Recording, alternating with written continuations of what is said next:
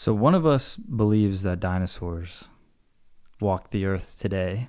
And it's not you. I know. I'm like, how many people would be surprised if it wasn't me? But then I started to think, I feel like at first glance, I'm probably seemed like more of the conspiracy theorist. But when you go down the rabbit hole, here's my phone. When you go down the rabbit hole and you really pay attention to our videos, it's like, I think I'm the one reeling us back most of the time when it comes to these conspiracies. I think you like to bring them up. Yeah. You're intrigued by them. I believe them. I look at them, connect all the dots, and I'm like, yep, okay, that's great. I believe that. Well, so I think we've brought this up before, but there is a personal set of evidence that you've seen personally. No, I was not allowed to see. You weren't allowed to see any personal evidence of this, but there may be someone that you're connected to. A good friend that I trust with my life has photographic evidence, claims to have photographic evidence of that you weren't allowed to see dinosaurs. I asked this individual point blank, can I see this evidence? And they said, no, you may not see it. They didn't tell me, oh, that's only a rumor, or, oh, that's not true. They said, no, you can't see that evidence.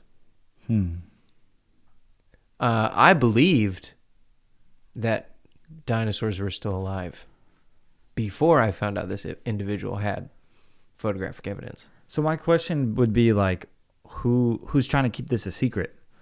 Like, why would they keep it a secret if it was real? I don't think that it is a secret. I think that they're so few and far between. They're so deep and unexplored places in the world that the only thing we have are individual anecdotal evidences. Kind of like if you've ever heard stories of people who said that they saw Nephilim still roaming the earth. It's like they're so few and far between. They're so hidden in the deep and dark places of the world that it's only scattered anecdotal evidence that you can easily brush off as like, it's a legend. Somebody made that up. There is very little, if any, photographic evidence, video evidence beyond anecdotes from explorers. I wonder why there wouldn't be more though.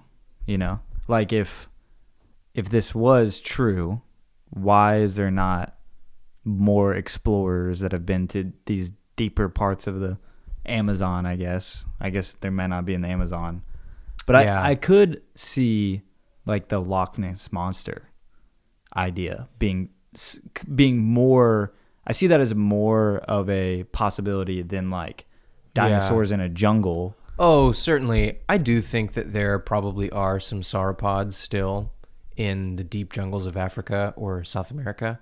There are probably some, pterodactyls or something like that. I think you call them pterosaurs. Okay, so walk me through your line of thinking here, because I think a lot of people will be seeing this and be like, what is he talking about? So here's my flip side. You think that because we have satellites that can take pictures of the whole globe on Google Earth, that we know everything that's out there. And that's just not true. It's just not true. It is absolutely arrogant to think that we actually know what's out there. Okay, recently I got to go fly in an airplane with my friend, and not in a commercial airliner. We were at like 2,500 feet.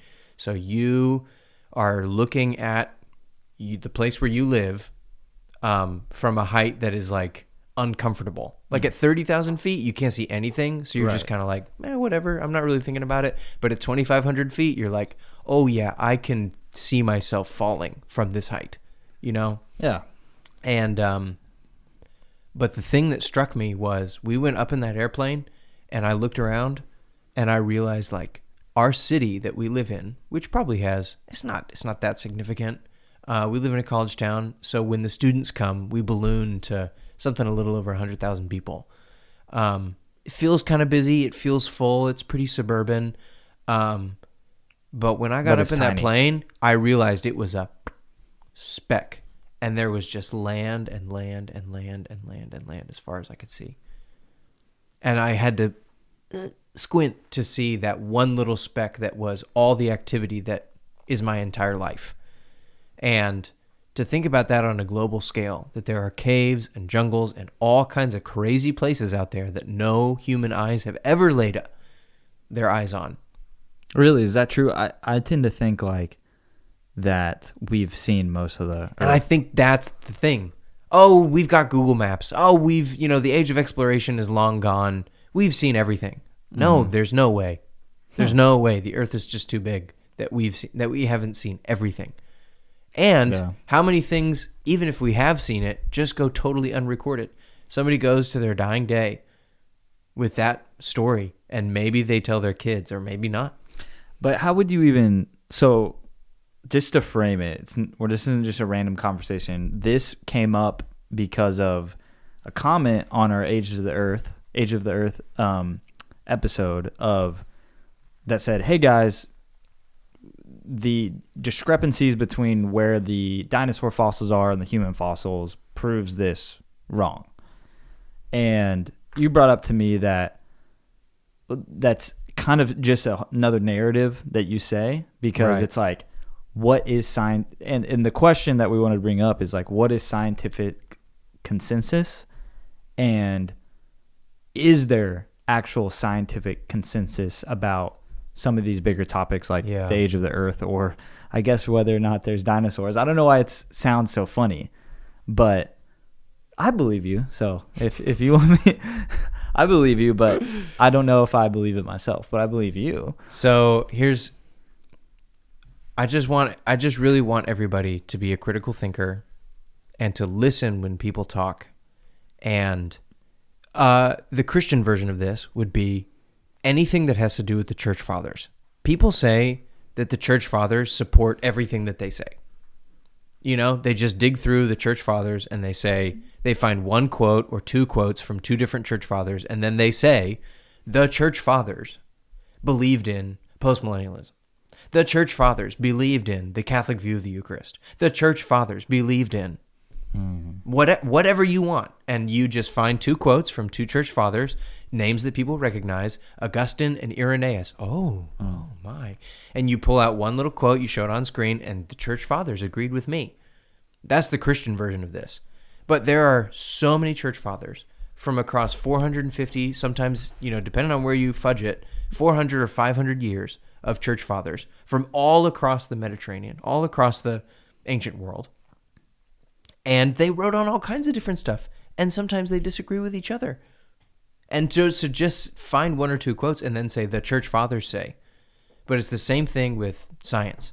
You read it in a textbook when you were in 9th grade, and then you just say, the science says. Without any nuance, without any qualifications, without any, the science say. All the scientists say. Yeah. And people love to throw their weight around with the science says, and that just brushes right over all the nuance, all the difficulties, all the modern updates, that science is constantly in flux. Science is a tool of question making and answering those questions. Scientism can be a worldview of the settled science, but no science is settled. That's the whole point of science. And right now with the James Webb Telescope, have you ever seen any of this stuff? Yeah. The whole entire astronomy world is just like, they're basically like, we're all wrong and everything's going to change now. Wait, what's happening with that? So the James Webb Space Telescope is however many times more powerful than the Hubble. It can see in ranges of light that the Hubble telescope couldn't see, and it could see farther than the Hubble telescope could see. And from our view, what I understood, I don't understand very much because it's some serious science, and it's at the cutting edge where people are just now finding some of this information that is crashing all their worldviews. So they haven't even figured out what to make of all the stuff that the James Webb Telescope is seeing. But from what I understand is, it seemed as though the further out the Hubble telescope saw, the less and less organized their galaxies that they saw were. So they go, oh, okay, there we go. Galaxies form at this rate after the Big Bang, and then they devolve at this rate. And when we look out at the expanding universe, that's kind of what they see. And now the James Webb Telescope can see even farther, and we see perfect, very tightly organized spiral galaxies way, way, way, way, way, way out there. And all the astronomers just like, yeah, oops, we don't know what to do with this because it totally breaks our model and how we think the universe works so far. And that's how science is supposed to work. Right. You have a working theory, and then new evidence gets put in, and you go, oh man, this new evidence doesn't work with our theory. We gotta turn some gears. We gotta twist it. We gotta crank it. And especially like the theory of evolution, that's one of those that it's almost became a worldview instead of a theory. Exactly. Where it's like, this is how I see the world no matter what. Everything is this survival of the fittest, and even like DNA, and it's my explanation for how everything becomes how it is. Except it's just a theory. And of all the theories, and that was kind of the James Storr video that we really liked and that we showed a couple episodes ago. That was his point, is evidence keeps coming out, and of all the scientific theories, like astronomers are finding stuff from the James Webb Telescope, and they're all perfectly willing to say everything's changing and we don't know what to do, but bring on the evidence because we want to find out the truth. Except in evolution, that can't happen. All the evidence comes out, and they still say like, we'll find a mechanism somewhere to make all this work. And it seems like anything that can kind of skate around the Christian worldview is like the things that never end up being like a progressive science. Right. And that's what James Storr was saying about the origin of life. He's like, the more that we understand it, the further away from the answer we become. We realize we get further and further out, which is very interesting because it's like maybe our theory that we can one day figure out everything. Like they've been going like in theoretical physics, they've been going for the theory of everything for a while, and they thought maybe this is string theory. Yeah. And apparently string theory is completely one of those kind of dying theories, but it owns the physics establishment. And so if you don't participate in string theory, you're kind of just an outcast theoretical physicist, because all of the physicists who discovered or have control over the Large Hadron Collider and the research with that basically support string theory. So it's like, you're not in the cool kids club, move out, because you're not contributing to string theory, which is where we're putting all of our time into. But what if we could never actually know everything? Like, we could never actually get to a real answer of like, what is a fundamental particle, or how far does the universe go, or what was the origin of life? Like, the closer we get, the further we get out from the actual answer. The more details, nuanced details that we find, where it's like, okay, we'd have to answer all these 10 new things that pop up. Yeah, and that's great. Actually, that's super, super exciting. That should be super exciting. But real scientists are always willing to say like, oh man, this old theory doesn't work anymore. And it feels like this generational, once in a generation moment where you're like, yes, this new discovery has totally transformed, and we have to rewrite all the books, and that should be cool. That should be exciting. That is how science is supposed to work. And the astronomers right now at the James Webb Telescope are doing exactly that. Like, we're on the new frontier. We're on the new frontier. This new technology has opened up all this new stuff that we can look at. Wow, this is amazing. And again, I want to say this loud and clear. If God used evolution to create mankind, I don't have a problem with that. I am perfectly willing to, and I know that many smart people and very sincere Christians do harmonize evolution with Christianity, and that's fine. And I see their arguments, and I'm down with it. I don't think that they're unchristian for believing that. And there are really good Bible questions that actually answers. Where did Cain get his wife?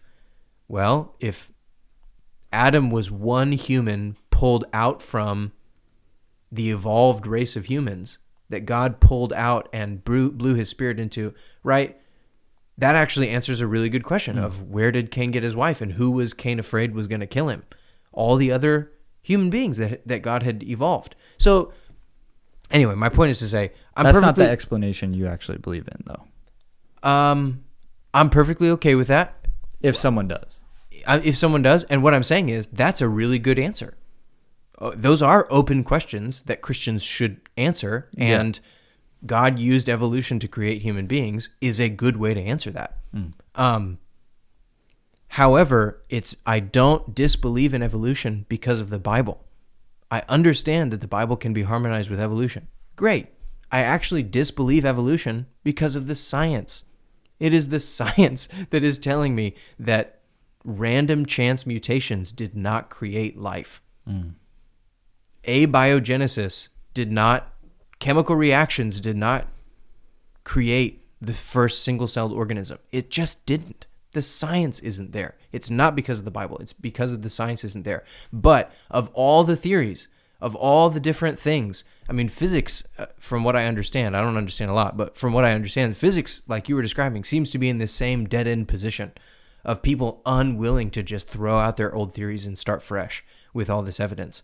And evolution and biology seems to be in the same place to me. So we have a clip that you curated for us. Do you want to give a preface to what this is and why we're watching it? So this is a Christian pastor who has, I think, an undergraduate training in geology.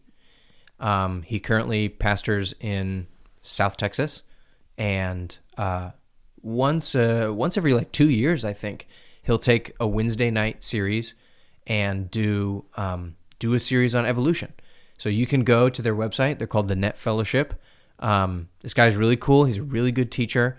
And they have 1 or 2 different playlists of their Wednesday night series where he goes through DNA, evolution, evolution from biology, from genetics, flood geology, fossil record. And then this episode was this sermon, I guess, was the end of the series where he talks specifically about dinosaurs. So all of the small things. Right. All of the... There are lots of good science reasons to believe that dinosaurs existed recently. One of the major ones was soft tissue found in dinosaur bones. So what happens is... So why have I not ever heard about this? Because it is one of those things. The evidence, like the James Webb Telescope, you're supposed to see new evidence and go, wow, this changes everything. This is so exciting. Except what happened is they saw this new evidence and they buried it because it would change everything. What that happens, reminds me of the archaeologist who pushed the Joshua Stone off the side. That is why we keep talking about this. Because for some reason with human beings. They let their personality. It's like people always talk about, they're like, I'm a purely logical person. No. You know, but not true. But it's like human beings by nature see things through logic and emotion and whatever else. I think that too is what frustrates me about people who say the science, the science, the science, the science, is they've bought into the Enlightenment mind virus that like, oh, I'm a purely logical, reasonable, like think Richard Dawkins scoffing at the virgin birth and the resurrection. Oh, that's ridiculous that a miracle would happen. I'm logical. I'm for the science. And you're deceiving yourself. You really believe someone rose from the dead. And you are deceiving yourself that you are not a human being with real emotions and biases. Yeah. That you, through your own biases, interpret information differently. It is true. It's like a default kind of way of thinking that's like been in the school system propaganda where it's like, you believe miracles can happen? Like something supernatural that doesn't normally happen, you believe that can happen? Why do we have such an easy time of dismissing stuff like that? I think it is the Enlightenment mind virus. It's literally just like propaganda. Right. There's a famous philosopher, his name was Hume, and he was the one who first came up with the argument that said, extraordinary claims demand extraordinary evidence. Have you ever heard an atheist type say that? Extraordinary claims demand extraordinary evidence. Yeah. He was the first guy to say that, except that even that one phrase is filled full of biases of who gets to say what an extraordinary claim is. Is the fact that my wife was healed of morning sickness in her first pregnancy, is that an extraordinary claim? Yeah. Because it kind of wasn't that big of a deal. We just prayed one night and then it never came back. You know, like, is that an extraordinary claim? And why isn't the fact that it happened extraordinary evidence? Or you take a guy like Craig Keener in his 2-volume thick book on miracles, and he didn't get into any of the anecdotes, no stories, only the miracles that have like X-ray before, X-ray after. Only the hard evidence miracles with doctors' reports and all the rest. And there's 2 thick books full of them, miracles that happen today, unexplainable scientific stuff. You know what I mean? But somebody who goes, extraordinary claims require extraordinary evidence, well, you just get to keep moving the goalpost further and further. That's not extraordinary enough. Or that miracle is too extraordinary. You need more extraordinary. Give me a break. Yeah. So you have this pride, really. I'm a rational being. I get to be the judge because I think truly rationally. No, you don't. I'm sorry. God bless you. God bless your heart. But no, you just don't. It is strange. Like, we talk about this every time, but Genesis 3, the serpent, or Genesis 2 and 3, the serpent, he gets to be the judge. He gets to move the goalpost, and he teaches mankind how to move the goalpost and decide if God's in the right or in the wrong. And that's what we do often when we point our finger at God. It's like, who are we to judge God whether he's right or wrong? He's the ultimate arbiter of right and wrong. And this is something that I've been meditating a lot recently. One of the goalposts that they moved was, God, do you love me? Well, if you loved me, you got this whole, the garden of paradise, the garden of delight. Yeah. Everything around you. You can eat from any tree that you want. Happiness, joy, perfect connection and unity and vulnerability between a husband and a wife. Everything perfect and delightful. Well, God, but if you really loved me, you would let me eat from that one. Oh, God's holding something back from you. If he's given you everything, and if you really loved me, you'd let me decide for myself. Exactly. Then everyone and everything's on trial 24/7.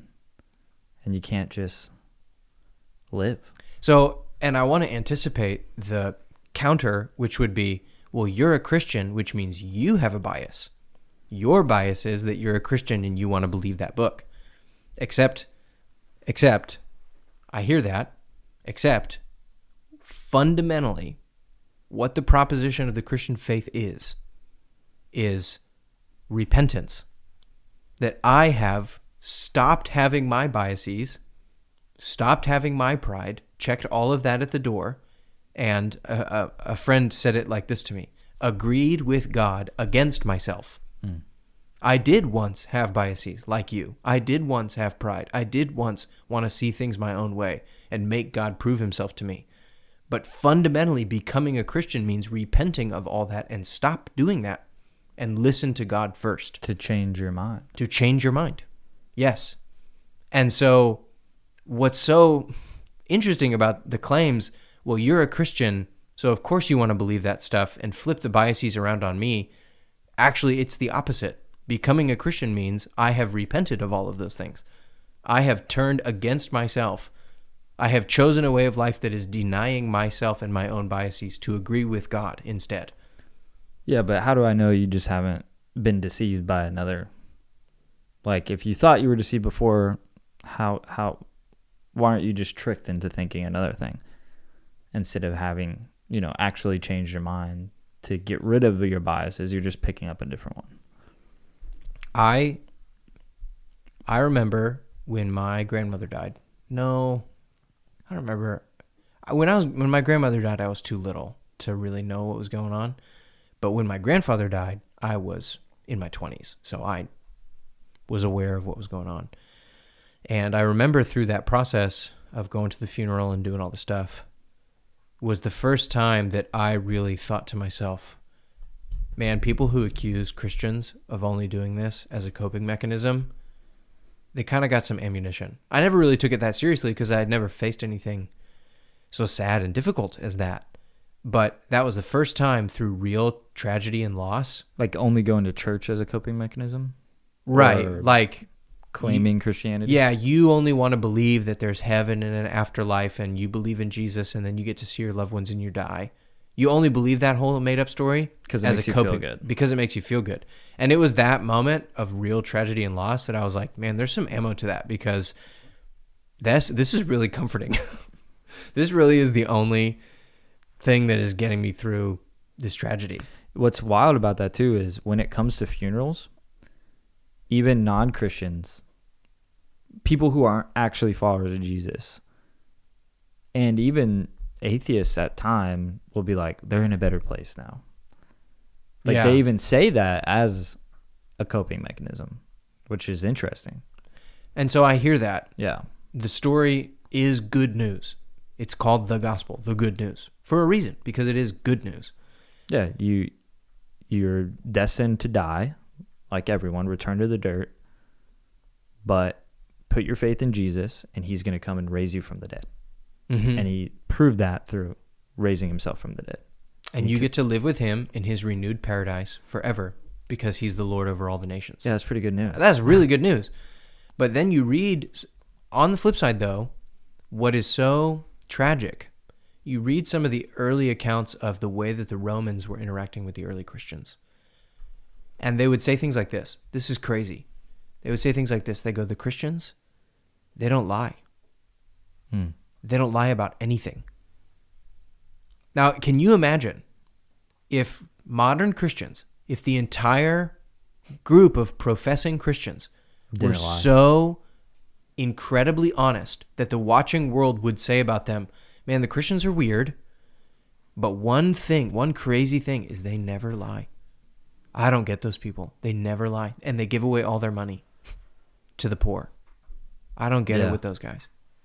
So my point in saying that is when you take the good of Christianity, the good news, and pat yourself on the back with it, and do not take the part of Christianity where Jesus said, deny yourself, take up your cross to follow me. Where the watching world, I remember listening to a preacher once and he said, we could win the world for Christ very easily. He said, this is all it would take.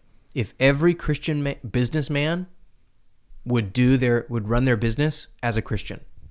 No lying, no dishonesty, no cheating, total vulnerability, no getting one over on people, no price gouging. If you ran your business totally honestly, as you could, everyone would see how amazing it is to do business with Christians, and everyone would become a Christian.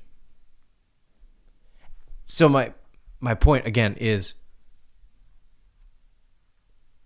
when you only take the good parts that make you want to pat yourself on the back, and you don't do the self-denying parts, I get where you could come up with that Christianity is just a coping mechanism. That Christianity is just a bias that you use to make yourself feel better. It's just a social structure that you've bought into because it's what your parents did or what your grandparents did, whatever. Yeah, and there's one side of that where it's like, you're an idiot for believing that. And then there's another side, more along the lines of the Petersons, but Petersons, I think, moved beyond that now, where it's like, Christianity is a good thing for humanity. It's good to believe in something, and it makes people better people. Well, see, like it's functional. But what Peterson is saying now, which is even more than that, is the only way you can have flourishing and goodness, real goodness and cohesion in civilization, is to live by the Christian message. And that is what I'm saying. When people live by it, live by the self-denying sacrificial principles against themselves. That's why that thing was so striking to me. The Christians never lie. That's what the Romans said about them. that it's working against yourself to follow Jesus. That is the thing that makes the world's eyes pop.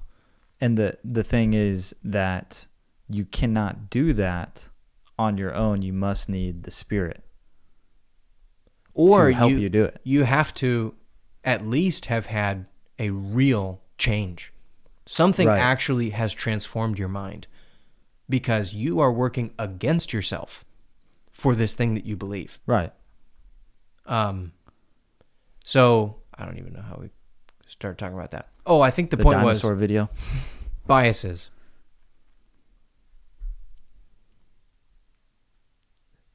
Becoming a Christian means I repented, which means I am working against myself. I have laid down my own life to accept and receive this message because I believe that it's true, not because it benefits me. And the direct impact of that is there are some ways in which it manifestly does not benefit me. I could have more benefits by not being a Christian in certain areas of my life. Yeah. But I believe that it is good news. Even to deny myself, that's good news. And that's what it means to become a Christian. On the other hand, to go along, to get along, to hang on to your pride, that's the easy thing to do. Okay, now back to the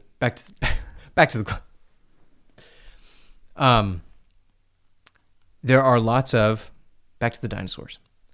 There are lots of good biological reasons to question the consensus about dinosaurs.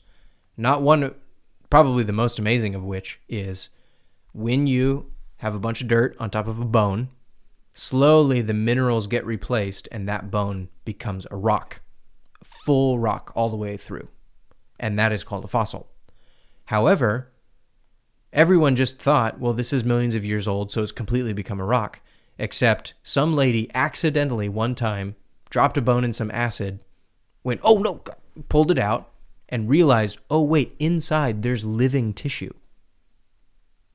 Which means that this thing cannot be older than like 100,000 years old. Period. I mean, like maybe even within a couple 10,000 years old. When this creature died, the fact that there is still living, soft, spongy tissue on the inside of this fossilized bone, it has not fossilized all the way through, tells me that this creature lived recently. I mean, on the timescale of billions of years, recently. But to say 10,000 years instead of 4 billion, that breaks everything about the evolutionary timescales and the narrative and the fossil record, what we tell ourselves about what the fossil record is. So there are good biological reasons to question the narrative that science just has not addressed at all. Because you would have to take a hammer and smash the entire thing to bits. You can't fit that in to the theory. You just have to smash the theory and start again from zero. It seems like you have to smash some fossils too, which we typically don't do, right? Well, okay, since they found that, they have started doing that. They have started looking at fossils, and there's a lot of fossils with this soft tissue inside.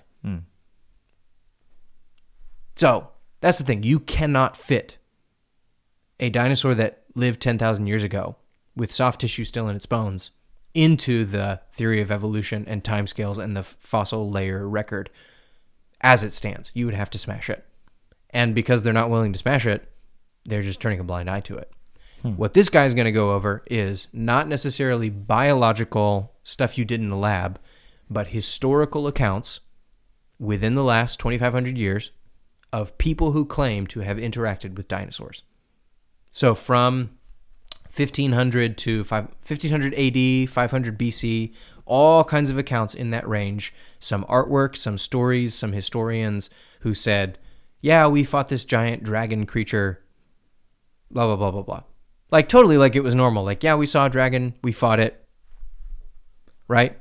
So, but here's the thing. We skipped over this part, but you have to keep in mind, the first dinosaur fossil, I think, was an iguanodon, and they found it in the late 1800s. So late 19th century, where people digging up dinosaurs and, this is important, calling them dinosaurs. So the word dinosaur shows up in our language for these extinct creatures in the 1800s, late 1800s. So the question is, if someone were to interact with something we would call a dinosaur today, before the mid-1800s, what would they call it? A dragon, I guess. On the whole, most people call them dragons, yes. So what classifies something as a dinosaur? Is it just that they're really old? No, I think so. It has something or to just not exist anymore, because there's I think dinosaur means terrible lizard. okay. So there is like a reptilian quality Nature to them. it. You can tell What's that the deal with everybody saying that dinosaurs were feathered? you can find some fossils of, velociraptor type creature crushed in the fossil, and the imprint left in the rock Feathers. has feathers on it. Yes. So the difference between a velociraptor and a chicken is basically you shift the hips a little bit and make it stand differently. So is it possible that you could say it one way, right? Okay, so here's what you find. A whole bunch of bones scattered. And then you put it together, but the scientist decides which way the hips sit, whether they sit forward or backwards, which way the legs go, whether they bend backwards or whether they bend forwards, which way the knees go, And you reconstruct it, and then you determine if it's a lizard or a bird or... Well, exactly. A lizard, the hips work one way, and a bird, the hips work a different way. So you could construct the same velociraptor as a bird or as a lizard.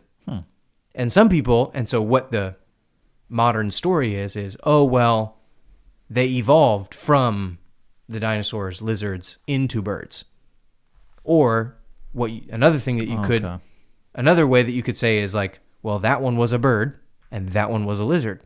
They're two different things, and you just built it like a lizard instead of a bird, but it was supposed to be a bird. Because the whole thing is, all you've got is bones. You don't have any ecology. You don't have any flesh. You don't have anything other than bones. You have no idea what that thing looked like with skin on it, or how it walked, or how it moved, or how it behaved. That's all you got is the bones. So to say it was a feathered reptile, well, why couldn't it have just been a bird? Like an ostrich who ran on its legs. Yeah. So anyway, that's beside the point. What we're about to watch is some historical accounts of people having interacted with what they often call dragons or serpents, but we might recognize them today as dinosaurs. And again, this is not necessarily a biology question, but it is a question of what do you do with these accounts? You either have to throw them all out as legendary or artistic or imaginary, right? Oh, he was making that up. Oh, he was mistaken. Oh, he was... But at some point, why can't you just say, like, they really did see something? Yes, you would have to take your worldview and smash it. Completely shatter it to oblivion. But you could do that and accept these stories as plainly as they are received. And you're saying that's part of the consensus shifting, that sometimes when people tie their life to these theories, they don't want to move because they've built their fundamental worldview on top of it. Yeah, and sometimes it's even worse than their fundamental worldview. Sometimes it's like their entire personality is about the science and being rational. And, I feel like Richard Dawkins is probably in a place like that. And a lot of the YouTube atheists that I've seen, it's beyond their worldview, their morality, basically their religion. It is down deep into their entire personality is about shaking their fist at God. I don't want to psychologize, Yeah. But the same claim could be said about Christians. It's just, what do we do with the evidence? And what you were saying, the difference with a Christian is a true believer, at least, is it's someone who changes their mind. Like, Christians change their mind in accordance with the revealed truth. Right. Well, okay, so let's flip it back. Yeah.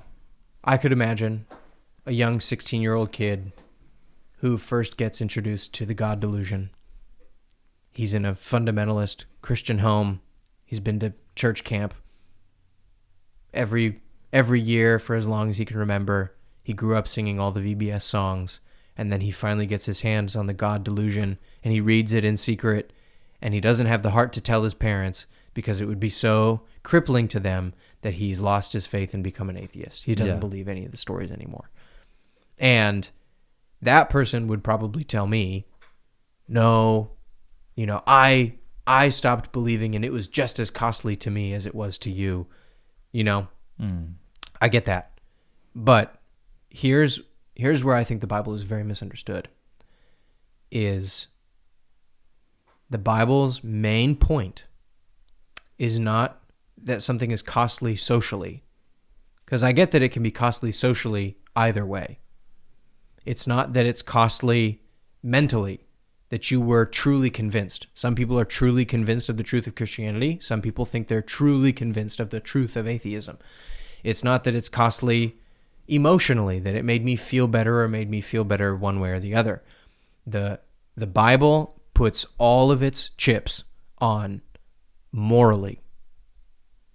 It goes like this. The fear of the Lord is the beginning of wisdom. What is the fear of the Lord? It explains it in the book of Job. It says, the fear of the Lord is to hate evil. All the Bible's chips are costly morally. I'm trying to explain. Is that death to self? Exactly. Like you have to wage war against yourself. Exactly. Against what you want, against what you feel and desire. So exactly. The Bible says that the spirit is pitted in a battle against the flesh. And a Christian is somebody who listens to the spirit. And everybody else is somebody who listens to the flesh. And so the question comes down to not, was it costly for you socially? I get that coming out as an atheist probably ticked off your fundamentalist parents and ostracized you from your church and all the friends you had ever known. And I get that. It probably was costly to you socially, just like becoming a Christian might be costly to someone socially. It might be costly to you emotionally. What do I do? My faith is lost. I thought I believed in God and now I don't know what's going on. I get that it's costly emotionally, just like it's costly emotionally for some people to become Christians. It's costly in all kinds of different ways in both directions. But the plain fact is, costly morally only works in one direction. Yeah. Well, and also the claim is that you become a new person. Like you become something different than before. Not just that it's through the changing of your mind that then you become a new person. It's not just that your mind has changed. Oh, now I thought I believed that, but now I believe this. It's I've come to a revelation of the truth, and that changed me fundamentally to where I now gain the ability to deny myself. And yeah, well, I think with the way the Bible puts it is it's a positive feedback loop. It does start with desire. Right. I want to become a different person. And in that desire, I abide in Christ. He gives me the ability, and with that ability, I desire more of him. He gives me more ability. I desire more of him. It's a positive feedback loop. And so to say that you start with the desire or you start with him, you start with the transformation or you start with the desire for the transformation is almost the same thing. Yeah, it's like whatever. Yeah. It's always going to go in circles. Just abide. But abiding, in that talk on abiding, John 14, 15, 16, Jesus says, if you love me, keep my commandments. Right. So only in one direction does the cost morally, only in one direction, becoming a Christian, is there a cost morally. And that's the one that the Bible cares about. No. The fact that you denied yourself for this truth is a kind of evidence in itself. But then you bring up Buddhism, where it's all about denial. Oh, for a totally different reason. For euphoria, or what it was, for enlightenment. In Buddhism, I'm sure a Buddhist would love to correct me and tell me I'm wrong. But I hope I would do a decent job of representing it. In Buddhism, you deny yourself because life is bad. Existing is bad. Existing itself is bad. Therefore, I deny myself. Right? Existing is bad. Food, this is so dumbed down. This is so like second grade, but it's the best I can do right now. The more you deny yourself, the more you become one with the... Well, okay. Existing is bad. Food and my body exist in the material world. They're stuff, and stuff is bad. What I need to do is get rid of stuff and go seek the unity of the unseen, right? The consciousness of the divine that connects everything. And because that stands opposed to stuff being material is being further away from the consciousness of that thing. So the reason why I deny myself pleasure, just take one, food, is because it is connecting me to the material world, which itself is bad. So I need to disconnect from pleasure, pain or pleasure, all material things, so that I can have more consciousness of the divine. That is not the teaching of Christianity. The teaching of Christianity is that my will opposed to God's will makes everything bad. The world should be good. I make it bad by opposing God's will. So I deny myself not material things as material things, but I deny myself whatever it takes because it's myself that is bad. And the connection with the divine is not a means to escape the material world and escape myself, but the connection with the divine is a means of entrance back into the material world. Because when I truly connect and abide in Christ, I connect back with myself as he made me, as the image of God, and therefore can be reintroduced to the world as the image of God, as its ruler, as the way that God intended it for me to be the master over the world. And to take care of it. To take care of it and to cause it to flourish. As long as I am corrupted in my will, so that's the problem. In Buddhism, the will is not the problem. The fact that you are an existing material thing, separate from the consciousness of the oneness of everything, is the problem. But in Christianity, it's I will, like mankind wills selfishness. Yes, where that is the problem. It's about me, and I'm the priority, and everybody else gets out of my way. But the flip is that you count others as more significant than yourself. Yes, and with that shift, through connection with the divine, so then there's kind of that echo again. It is through connection with the divine that happens, but I actually get my will transformed so that I can re-enter the material world as a cause of blessing instead of cursing. So the whole goal is to come back into the material world.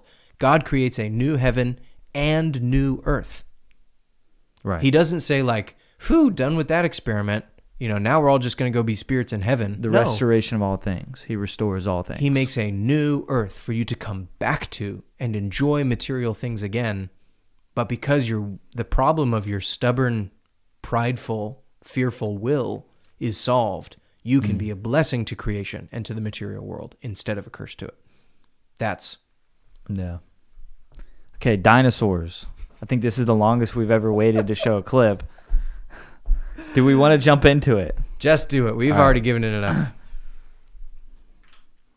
So let's talk about eyewitness accounts. These are fascinating. I find them very fascinating. Of people who have, in one way or the other, described or witnessed that they saw dinosaurs. And this would all be post-flood, because we don't have a record pre-flood like that, other than the few chapters of the Bible in Genesis.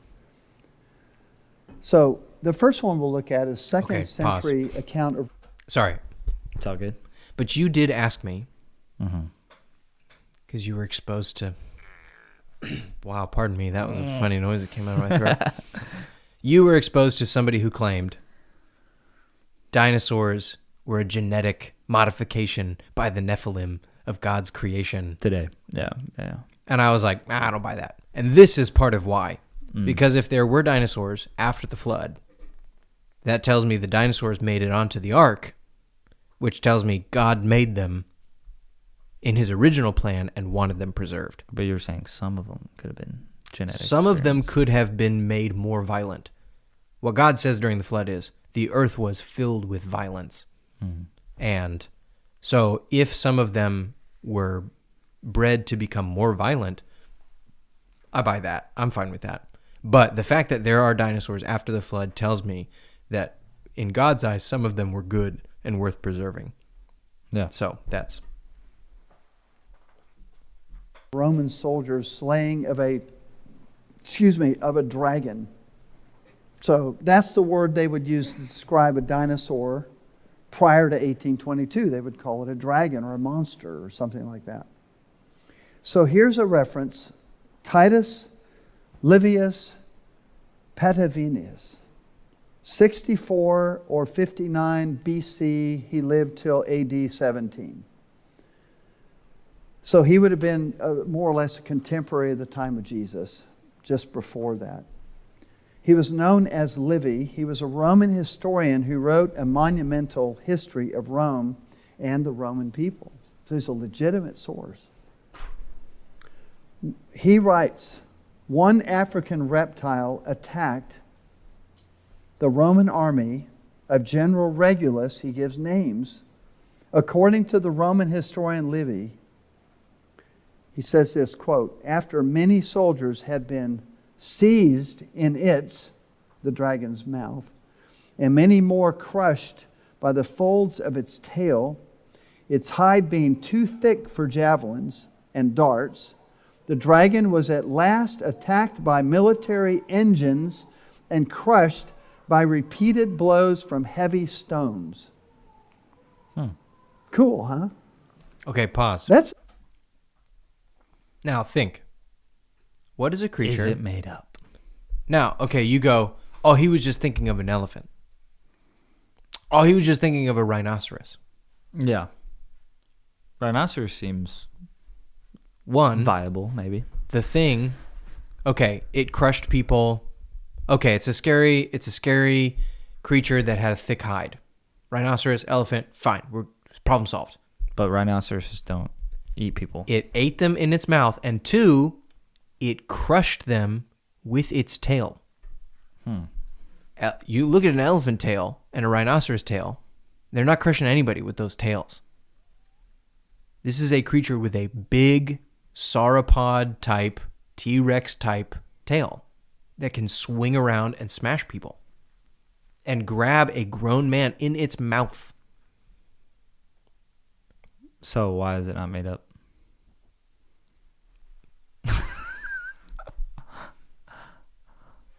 Because at a certain point, you can't just say everything you don't like is made up. Right.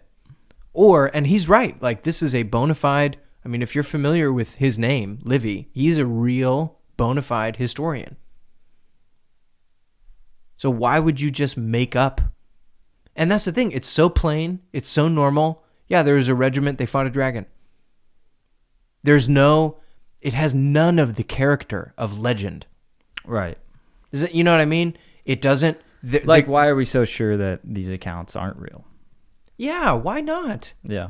This is the only reason, Evolution. so that Livy and his contemporaries never encountered a dinosaur. That's the only reason to not take it at face value.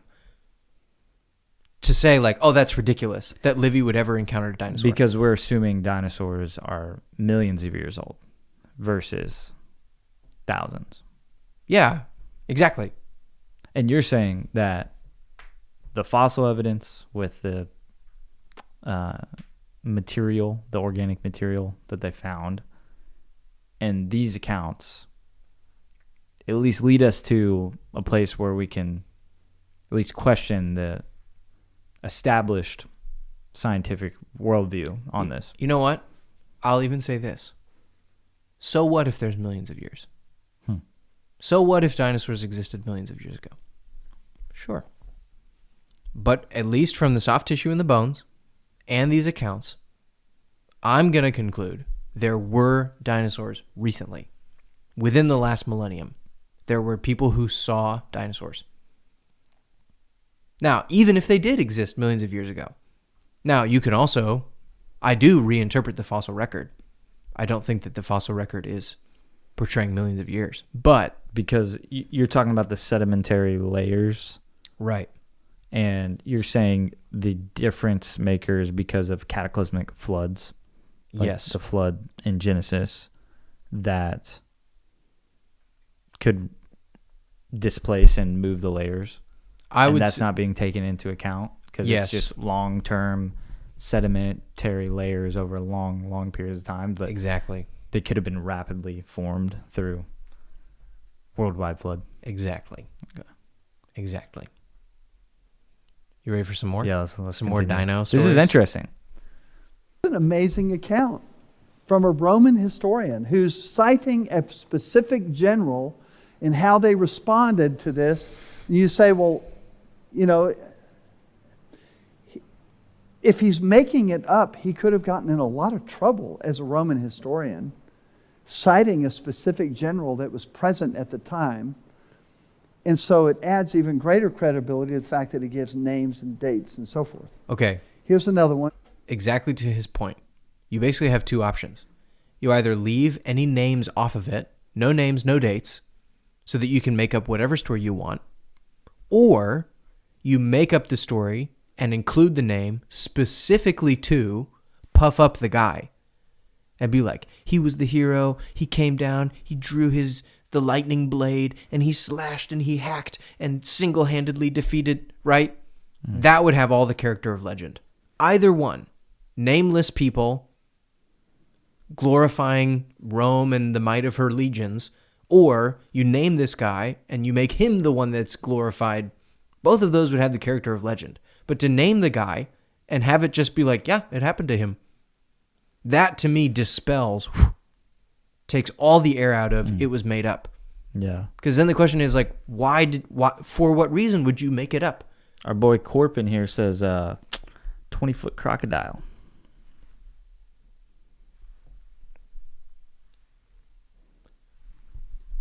How do you know a crocodile isn't a dinosaur? Dun, dun, dun. Seems like a terrible lizard to me, that's for sure.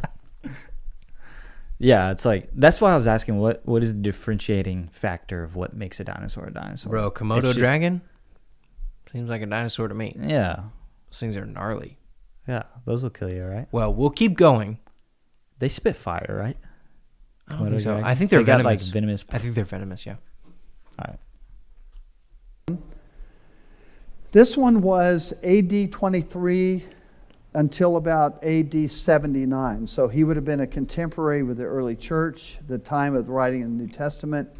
Gaius Plinius Secundus, better known as Pliny the Elder, was a Roman author, naturalist, and natural philosopher, as well as a naval and army commander of the early Roman Empire and personal friend of the Emperor Vespasian. He wrote the following. Now, this is pretty cool. So he describes in great detail how the large dragon that flies and has a long tail attacks the elephants. Here's what he says.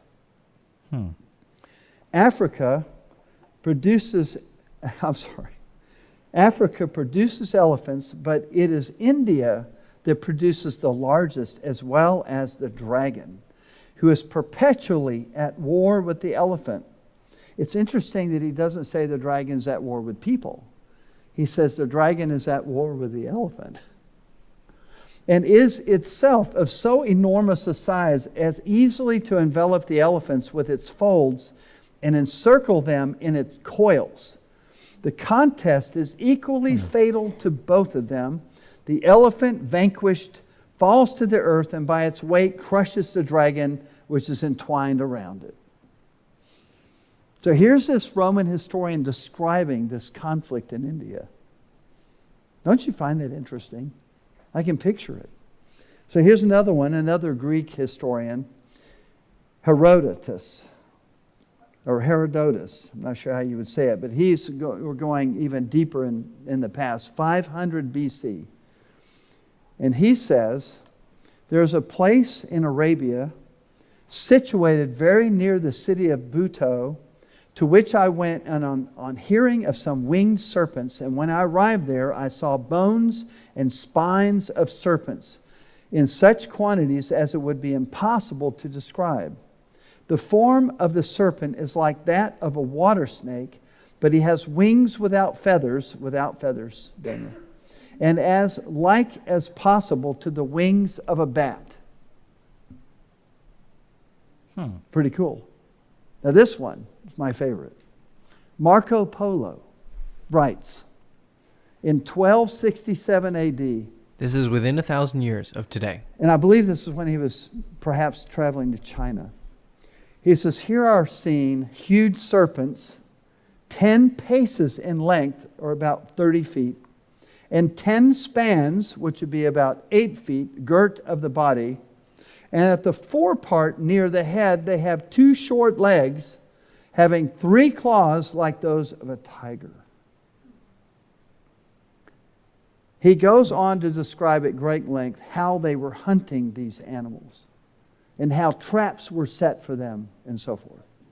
So if you want to look it up, you can read the whole narrative. It was kind of lengthy, so I didn't want to read the whole thing and get bogged down. But it's pretty interesting. Marco Polo, who doesn't know about Marco Polo and all of his adventures and travels? So he's documenting what he's seeing.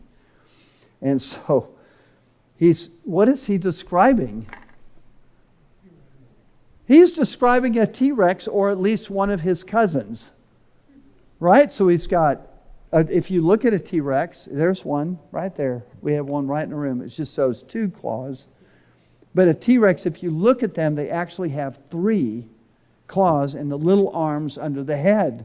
What other dinosaur fits that description? They were hunting these things down.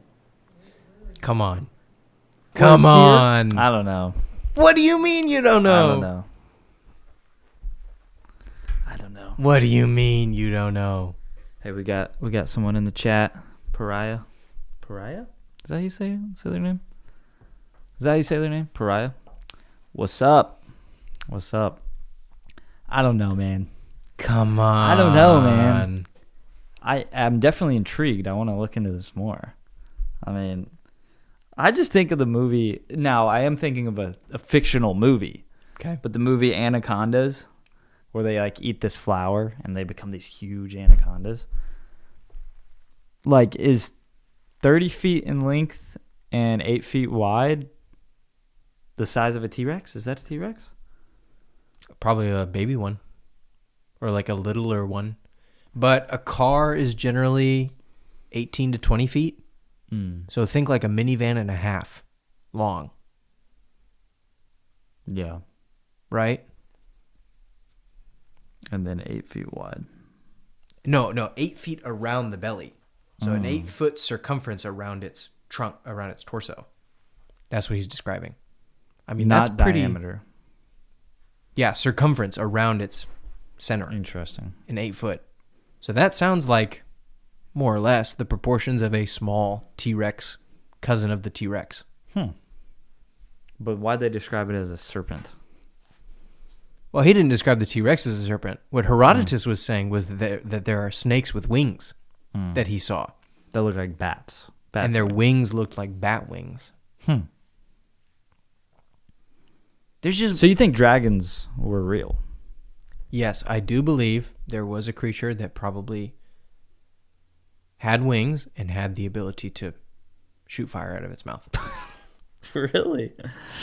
Really? Yeah. There are insects that can shoot fire out of their rears. Really? Yes, it's called the bombardier beetle.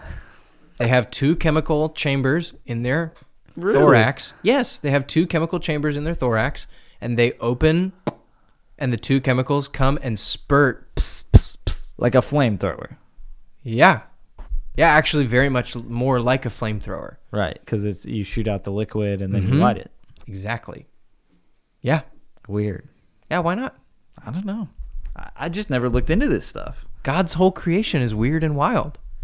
Yeah, it's like he created all the creepy and crawly things. All right. If the stories don't get you, we got to keep going because he's got pictures. Okay. Just keep going.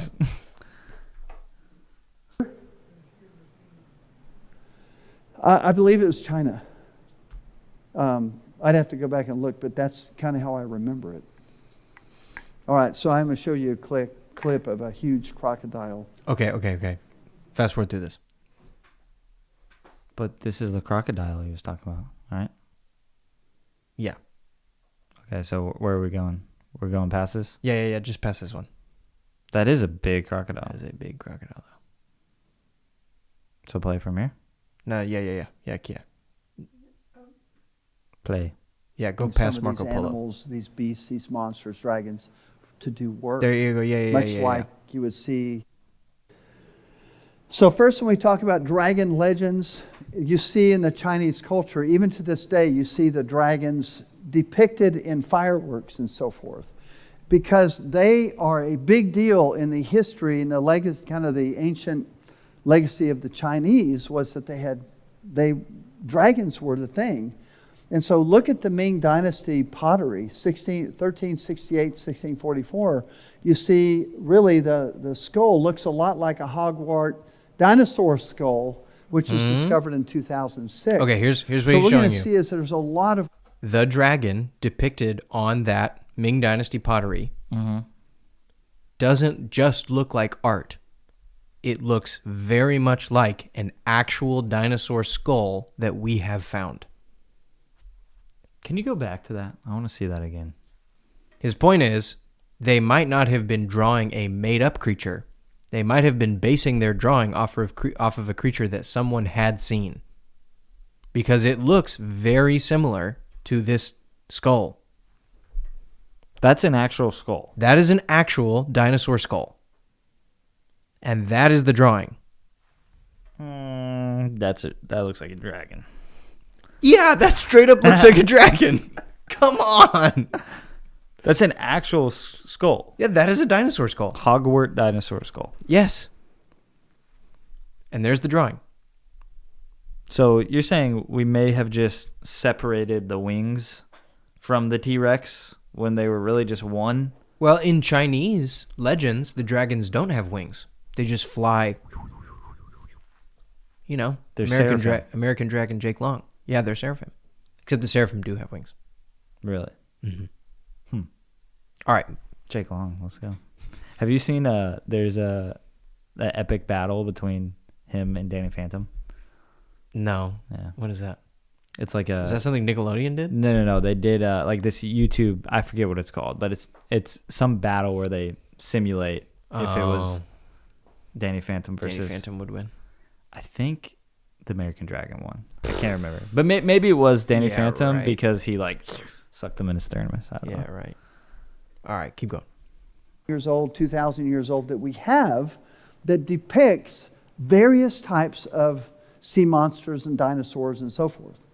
So the dragon These legends get in the crazier. Chinese, you have the legends of the Indian thunderbird, for instance. Ancient art and pictographs.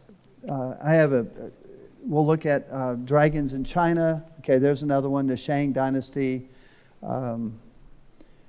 Indians in Canada.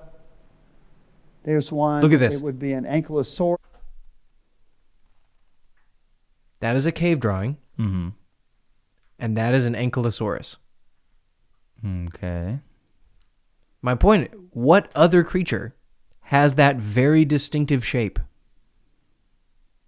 with the bristles all down its back and the horns? A dragon? That's what I'm saying. It looks just like an ankylosaurus. All right, keep going. Depicted on their rock art. Looks like maybe some sort of snake there near it. I don't know. This one is really fascinating. This is a more recent one. This is a new one for me. Is Vance Nelson, who's a researcher, found this picture in what the source I had was a rock ledge located at the edge of the Amazon rainforest. It's a pictograph thought to be about 5,000 years old.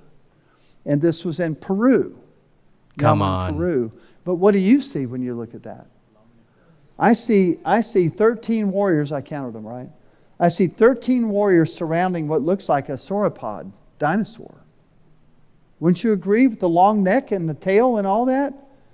It's a little smeared, but Okay, kind of so makes you wonder. there's no other way they would have known about these things? Because the claim is that dinosaurs and humans did not coexist at the same time. Is that true? Yes. The Or consensus did claim Neanderthals? Like, what's the deal with that? no, Okay. they're separated by millions of years. The claim. The scientific consensus claim is that mammals and dinosaurs were totally separate in time. Is it possible they could have just been painting and somehow been lucky to draw something that looked similar? I'm just trying to push back here, man. Like, we're talking about dinosaurs being alive But again, with humans. what So- we're saying is, like James Tour, the more and more and more and more and more you see, the more and more and more it kind of becomes like, We don't really know anything. okay, maybe like if it was just the sauropod one, or if it was just the ankylosaurus one, or I mean the dragon one was kind of a stretch. I'll give you that. But it's like it's the more and more and more you see. Is there more stuff? There's more. Okay, let's see. That's what it looks like to me, and I think that's what most people see when they see that.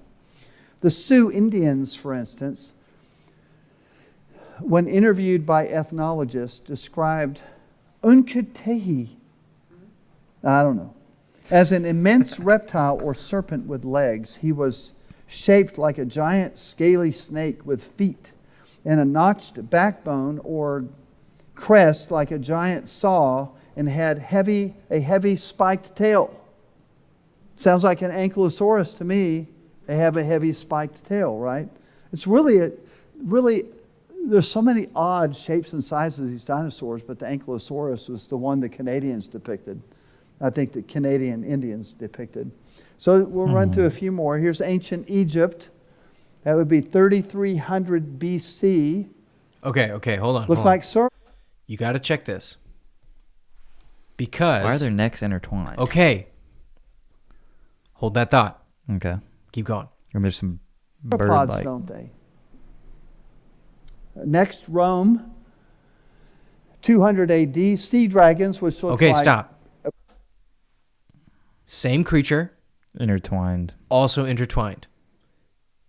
Separated by thousands of years.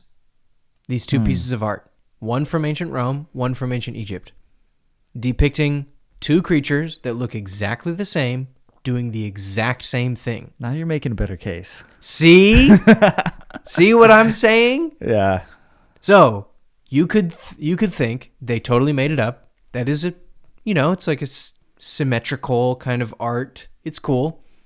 But that two different cultures separated by thousands of years would draw creatures that look very similar doing the exact same thing. You could say it was just artistic, or you could say that those sauropod creatures would actually do something like that, either Would in a they? fighting or mating ritual. Let me give you an alternative theory. Go ahead. Maybe, and I'm saying just with this one, maybe it doesn't explain the other ones, but maybe it does for some of them. Maybe these two cultures are separated by time, but not by pharmakia. Okay. And these are visions given by demonic entities of the spiritual realm, of spiritual beings. And Maybe.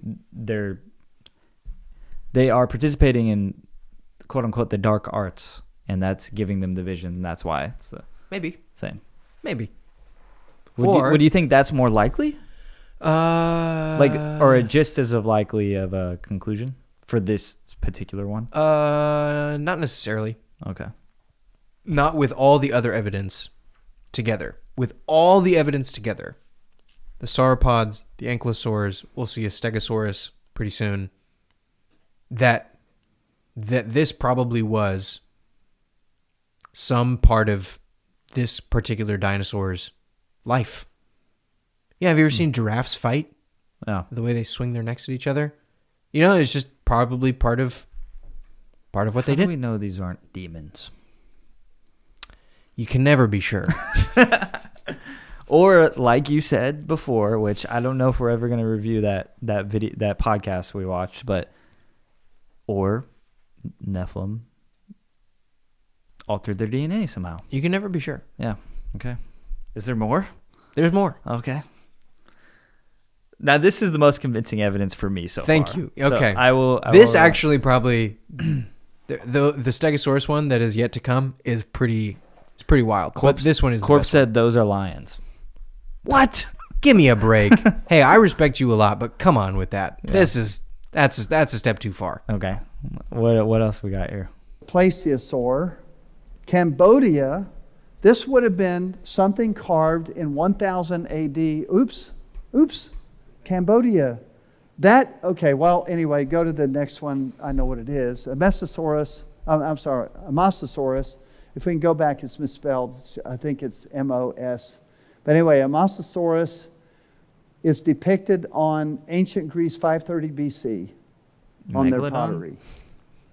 That was They're one of the similar, fossils I brought. but some it's Mosasaurus. Mosasaur. Bro, I just want to I say don't know if y'all saw that. that depiction on that's almost more scary than the render over here. Yeah. Like Yeah, the eye just wide open, like, oh my gosh. Oh yeah. And That it's- would and be there's something you would dolphins. see on a There's trip. dolphins around it. That is something you would see on a trip. Oh, bro. Yes. Yeah, that's creepy as heck. All right. The Ancient Greece- Cambodia is coming. Okay. 530 BC on their pottery. That was one of the fossils I brought, some Mosasaurus teeth. I don't know if y'all saw them, but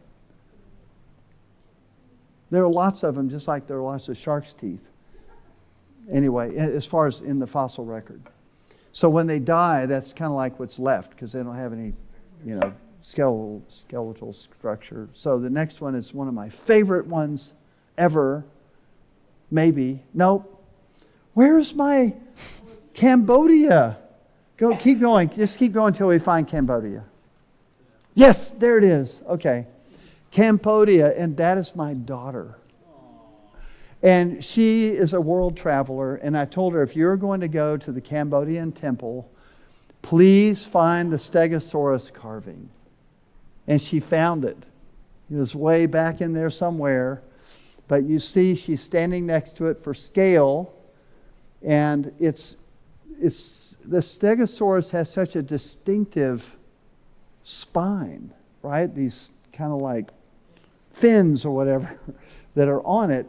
Now, it's not a precise replica of what we see artist depictions of Stegosaurus, but it's pretty close. It's a general likeness of a Stegosaurus. And you're going, well, if you'd been one of the Cambodian monks or whatever, and you'd seen one in the forest or seen it in the jungle, and then you came back and said, this is what I remember. This is how I'm going to... It may not be scientifically precise, but it's really close. It gets the idea. So, that one is really cool. 1000 AD. I've got more. All right, I think And that's Europe, enough for our sake. Mm. I did not know you were so resistant to this before we started. It's not that I'm necessarily resistant. Well, I definitely feel the pressure of like this stuff making you like look crazy. It's kind of like, you first getting into like talking about Nephilim stuff. It's like, or even the podcast we watched today about like how dinosaurs could be Nephilim, altering DNA, where it gets in like conspiracy theory land where you kind of do get some of the crazies. Where it's all mixed up into these weird like... And you do have to stand up against everyone and say everyone is wrong. I guess too, it's like dinosaurs were such a part of my childhood. Jurassic Park movies, watching every single one of those, pretending we were the dinosaurs after seeing the movies, watching Land Before Time, watching the movie Dinosaur. So many, like the late 90s, early 2000s, full of dinosaur movies. Dinotopia. full of it. Yeah, and movies, TV shows. And it's just like millions of years, millions of years, millions of years, millions of years. Yeah. So it's not that I've never seen anything like this. The only thing that I've heard about dinosaurs, my one thing, is from you, That one offhand comment about our friend who saw one. who had a picture of a velociraptor. Not a velociraptor, pterodactyl. Baby pterodactyl. That was alive. So, but I did have an anecdotal evidence from someone I met who claimed to have seen Nephilim bones Firsthand. from tomb raiders in. Should I say the exact location? Probably not. Just Yeah. give me a direction. Part of the world. East. The East.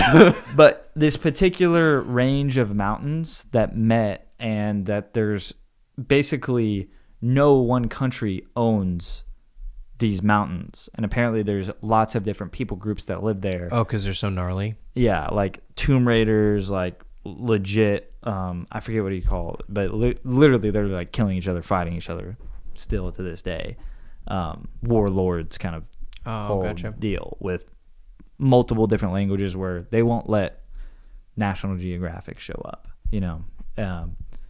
And the story was that this Christian missionary basically became friends with, got into the culture, and I met this person, and Became friends with a warlord or what? became friends with tomb raiders, where they, you know, Laura Croft, baby. Yeah, they went into these caves that had never been excavated before because it's so much in this remote mountainous region, and would ask them literally like, hey, will you smuggle these rubies that we found in these tombs back into the U.S. to sell them and give us the money? Yeah, because they couldn't get them. They couldn't find, you know, they couldn't sell them to anyone. No one wanted to buy them, but the U.S. has a market for it. And so he's like, hey, I won't say his name. I almost said his name. Hey, like, That would have been bad. Yeah. That would have been really bad. take these rubies into the U.S. I know this sounds fabricated. Like, it sounds like a storybook. No, I'm hooked. But basically, and he's like, so I'm just going to say Bob. So Bob, what do you think? Like, after asking him to, and he's like, no, I can't do that. Basically, like, sorry, I that's against, like, because they knew he was Christian. So he's like, it's against my religion. And Is it though? to smuggle in rubies into the U.S. and sell them for some tomb raiders? Yeah, but did they do anything wrong? I don't know. Just, but the idea of smuggling rubies. Okay, smuggling maybe. That's gray. And ask him, he's like, but I saw a femur bone this big and a skull this big. And he's like, what do you think those are? And he goes, and Bob says, you know, it's probably the giants that the Bible talks about. He's like, oh, okay. So Did he get to see the bones? So, okay, this is where it gets a little sketch, because I got his contact on Telegram. And then, you know, probably a few months after I got back in the country, in the U.S., I told him there, I was like, hey, when you go see them, you need to take pictures and send them to me. I can't remember how to get in contact with him. But I can try. I can try now. You want me to try? I could try. No promises I'll be able to get in contact with him, but I tried to look for his contact forever and couldn't find it, which seems way too convenient. Find those bones, Bailey. But I do know someone that can. And don't let the contact with them. Smithsonian have them. Because they'll destroy them. They'll never speak of them again. Okay. That's it. That's all I got. That's it? Are you convinced yet? No. No. I thought I had you. Oh well. I don't know, man. What I'm confused about is, are we talking about dragons here, or are we talking about dinosaurs being young? Both. So dragons are a dinosaur, or dragons are seraphim, spiritual beings? Dragons are dinosaurs. And what are those things that God made that are good? That he's very proud of. Yeah. He talks about the behemoth and the leviathan. So then my question is, okay, yes, go into that a little bit, the behemoth and the leviathan. Because, Yeah. but then why is Satan a serpent, and why is the dragon evil? Always evil in the scripture. That doesn't Right. make sense to me. So you If they're read, good, if the dragon's good. you can read the later chapters of Job. I think it's 38, 39, somewhere in there. God is telling Job all about his creation, all the natural stuff that he made, all the creatures he made, and then he kind of crescendos this whole discussion with Job in two creatures. One is a land creature and one is a sea creature. And he calls them the behemoth and the leviathan. And very much like those descriptions that we were reading, you read the description of the behemoth, and it can stand up in a raging river and not be bothered. It's got a tail like a cedar tree. It's super tall. It's got sinews like iron, all this stuff. And people are like, oh, it's an alligator. Oh, it's a elephant. Oh, it's a rhinoceros. But again, none of those have all of it. But a sauropod definitely does. And the leviathan's in the ocean. And the leviathan is a sea creature. God talks about putting your hook in the ocean to catch it like a fish. He's like, you wouldn't dare. You wouldn't think of it. You're going to toss your hook in the ocean, catch it like a fish? Yeah, right. Get real. That's what God tells Job. And the leviathan can't be pierced by arrows, breathes fire, all kinds. And again, it sounds like a dragon. But these are creatures that God is describing to Job as though Job were familiar with them. And as though they were real. I mean, he spends the whole point of what he's saying is, I made these things. That's the whole point of his discussion with Job, is I actually made these things and I control them. And that's what he says about the behemoth and the leviathan. He says, who can bring a sword against them but their maker? I'm the only one who can control them. You wouldn't dare. But the whole point is that no one thinks that these things didn't exist besides dragons, right? That there is, well, I wouldn't say no one, but people believe dinosaurs existed. The thing that it throws a monkey wrench in the system is that they believe they were millions of years old due to evolution, and that humans didn't exist at the same time. And this kind of potentially shatters that whole view that supports evolutionary theory. Yes. If this were accepted, that recognizable dinosaurs from the land before time were interacting with human beings as recently as 500 years ago, that would destroy the scientific consensus. Not tweak it, you would have to throw it out completely. So that's the thing. One anecdote, one story, one picture, one cave drawing. Okay, maybe it's just a trick of our eyes or a trick of our brain that interprets that cave drawing as a sauropod. But it's like over and over and over and over. Through all these different cave drawings, through all this artwork, through all these historical accounts, from all kinds of people, from all kinds of places, across time, thousands of years of human history, people continually explaining that they are dealing with dinosaurs, and their descriptions match dinosaurs that we know about, that we have dug up and found, and we can look at. Look at them, look at their description, and pretty much go, yeah, that looks like what they're talking about. So just to wrap it all up, basically the point you're trying to make is we don't know anything. There's no such thing as a complete scientific consensus. And actually, that should excite scientists. Right? It's like, oh, new discoveries. Yeah, exactly. You know, it's frustrating to have to tear down your old paradigm, but you get to build a new one that includes the new evidence that you found, and you're closer to the truth. That should be exciting. The fact that we know that science has stalled and is not going to go anywhere anymore is when you stop getting excited about new evidence that destroys your paradigm, and you hold on to your paradigm and reject the evidence. That's when you know it's game over. You're dead in the water. until some brave soul comes and just says the emperor has no clothes and tears down the paradigm and starts a new one. Yeah, it sounds pretty boring. Sounds pretty boring. All right, shall we move on? Do we have any questions? Corp said maybe it's a hippo. Not the tail. It's it's always the tail, bro. Rhino, hippo, elephant doesn't have the tail. He also said Land Before Time. I loved that movie as a kid. Land Before Time was awesome. What was the pterodactyl's name? It was like the main character, right? No, the main character was a baby sauropod, Ducky. Oh, really? Yeah. Okay. Remember? I remember the pterodactyl more than anything, but I do remember that now. All right, let's continue. We're gonna have to speed up the pace. Oh dear Lord. We're gonna have to speed up the pace. All right, Okay. just this one more. A lot of time on dinosaurs.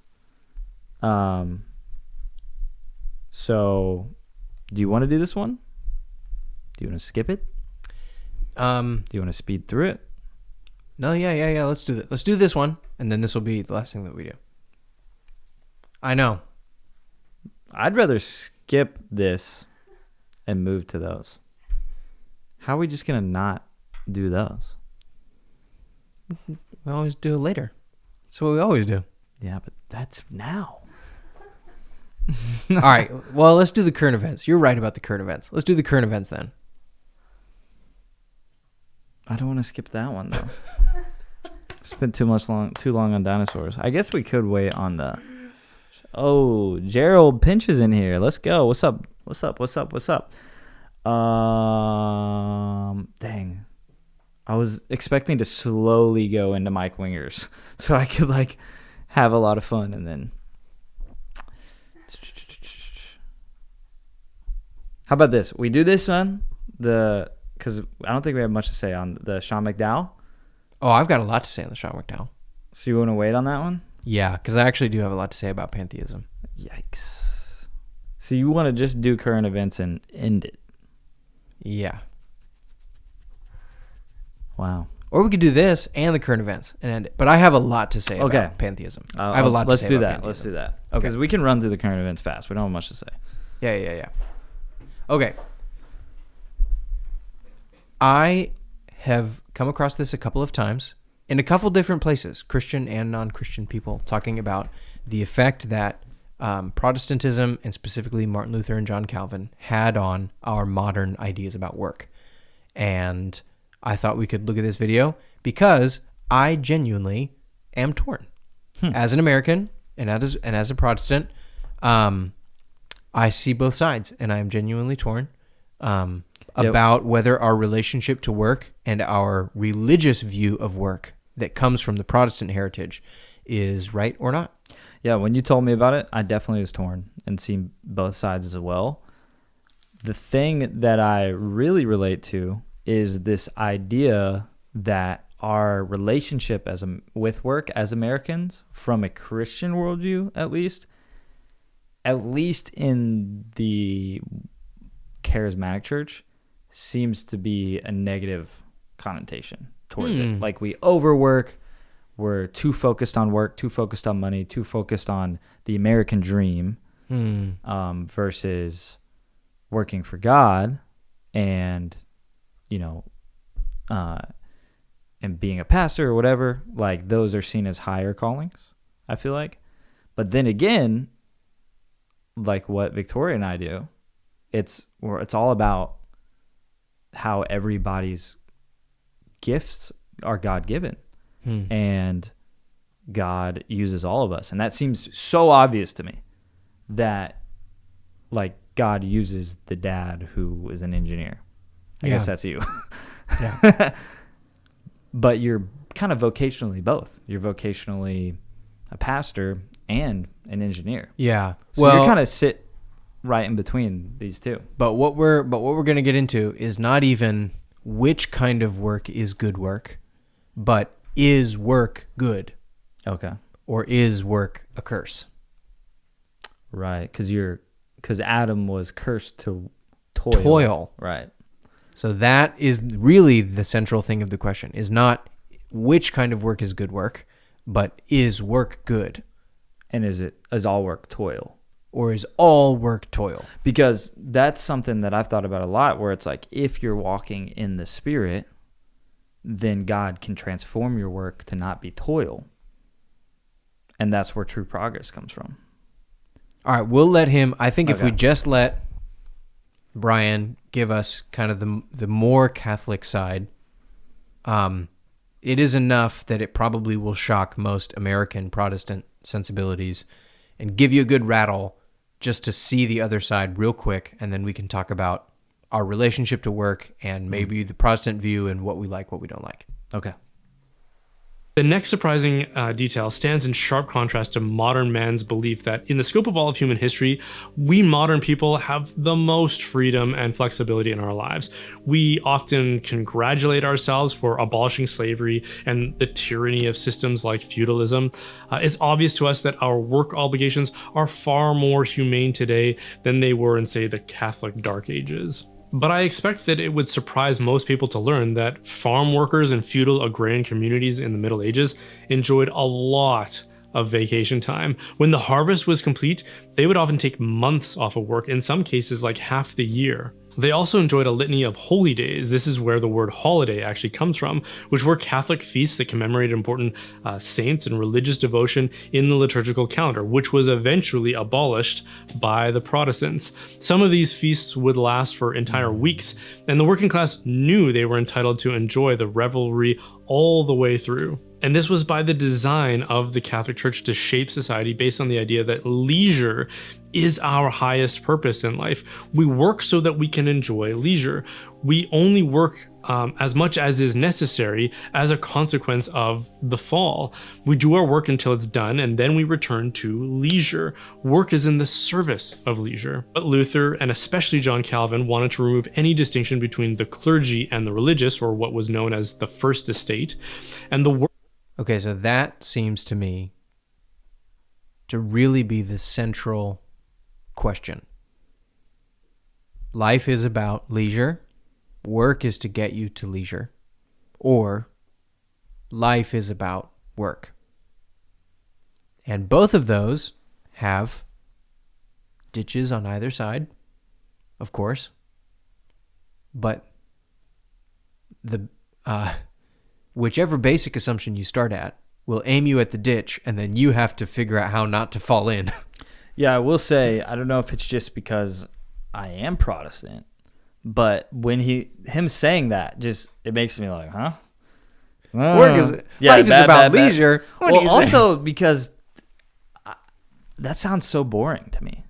Like, yes, I like the holidays, but also I really enjoy creating, and like creating is work. So maybe it's just because I'm a creative and I think it's very fun to tinker and create and make.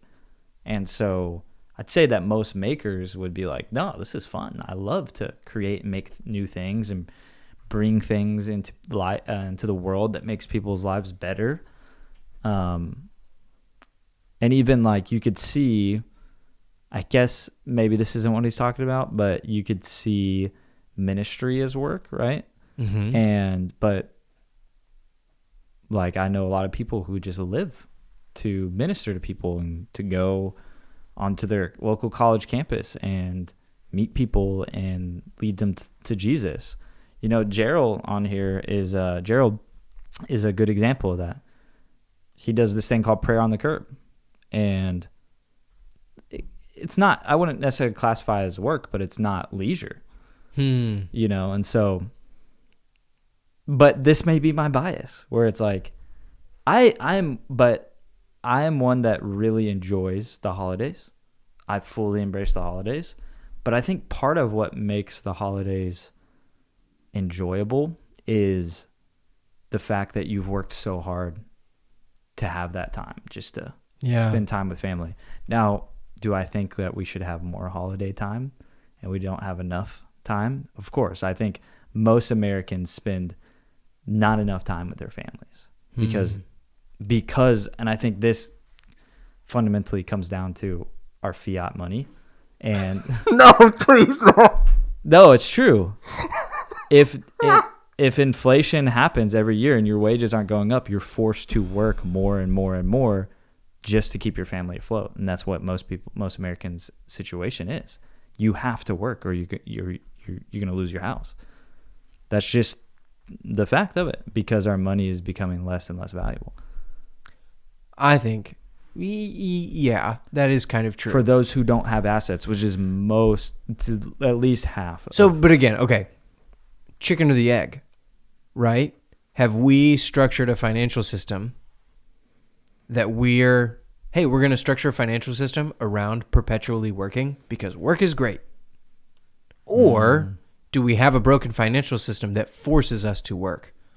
And I would say probably the first one is working constantly is a normal, we took it as a normal part of our lives in Protestant America and created a financial system around that engine that just says like, oh, you have to, like, hey, this isn't working. I have to work forever and I can't ever retire. Oh, that's fine because you love work, right?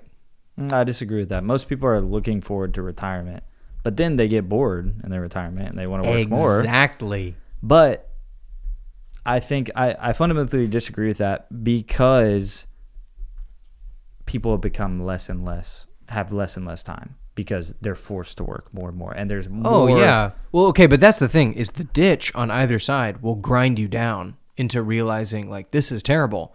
And now videos like this and all the other ones that I've seen about how Martin Luther ruined our work-life balance is trying to hop you over out of the ditch for sure, and that would be a good thing, but aim you right at the other ditch.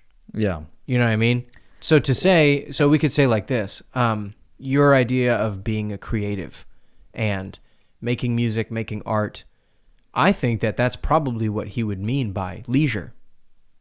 Having the ability to make what is in your heart and not have to do manual labor constantly, you know, and grind your mind down into manual labor and toil, what the Bible would call toil.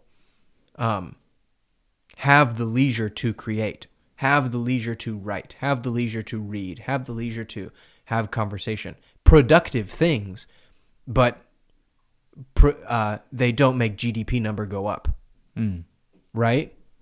Manual labor, toil does make the GDP number go up. But these other kinds of image of God, artistic productions don't necessarily. And leisure is so that we can get in that lane and have time to enjoy those things instead of devote our entire work week to making somebody else's wealth grow and the GDP number go up. Yeah. You know, that does flip it on its head then, because I'd say most people dream to be a YouTuber or do things that, like, I remember the YouTube, when YouTube pranksters became a really big thing. It was when I was in high school. That. Yeah. And I think the appeal of that is like, wow, I can prank people for a job? Yeah. Like, this is awesome. You know, so these guys look like they're having so much fun. So I'm not sure if work is necessarily like, and we're kind of off the topic, but I'm not sure if work is necessarily at the core of like what someone fundamentally wants to do. So, but what's interesting about that is I do think that we're off the topic because somebody like Mr. Beast, I mean, if you listen to his interviews, he's working 7 days a week. And he's working constantly. Yeah.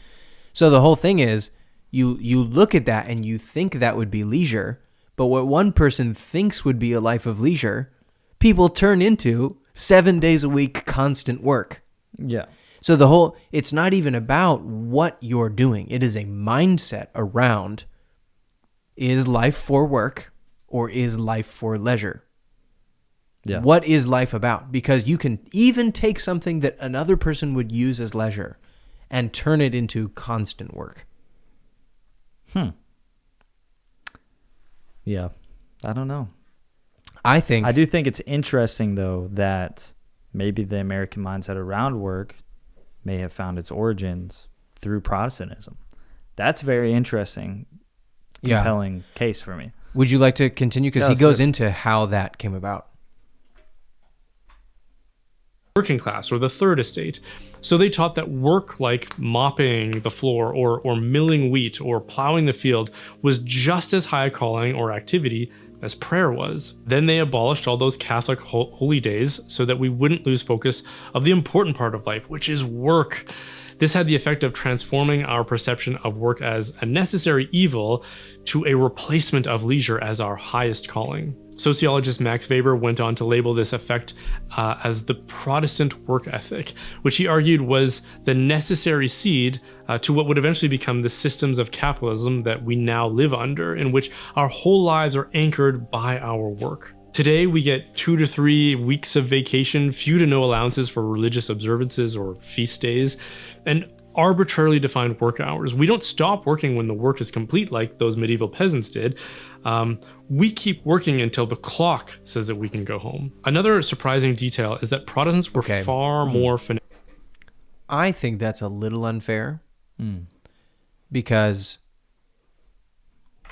when you work with the land and you grow things, once you harvest, You can't work the fields anymore. yeah, what are you going to do? What are you going to do? But as for me, when 5 o'clock hits, well, I could easily stay till 6 or 7 and do more work. You could keep the lights on, you could keep the computer on, and you could just keep going. So I think it's a fundamentally different. It's more due to technology. Yeah, it is a different relationship to the kinds of jobs we do. That's just not, I just don't think that that's fair.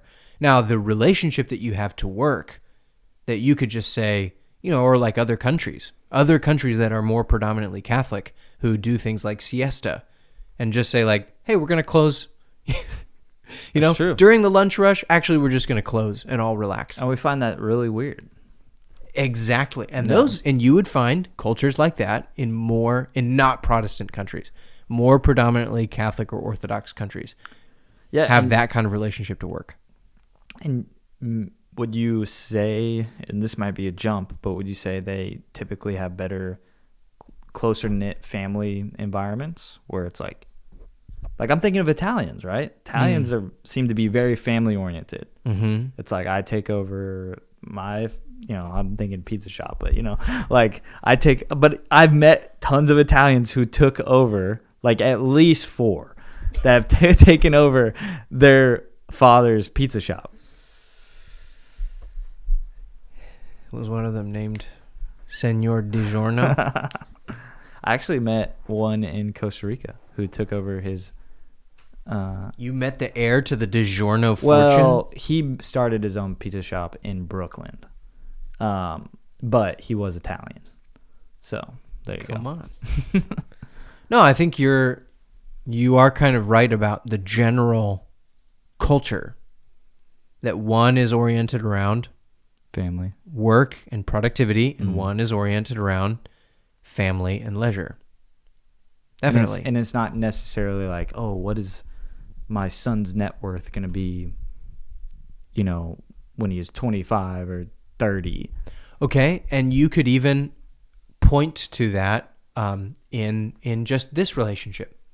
My parents have spent a long time working very hard, and they've been very successful, and they have saved up a ton of money to use on their retirement, that they are going, and they have used that giant nest egg that they are planning on using to live off of in their retirement, so that they can live independently in their own retirement.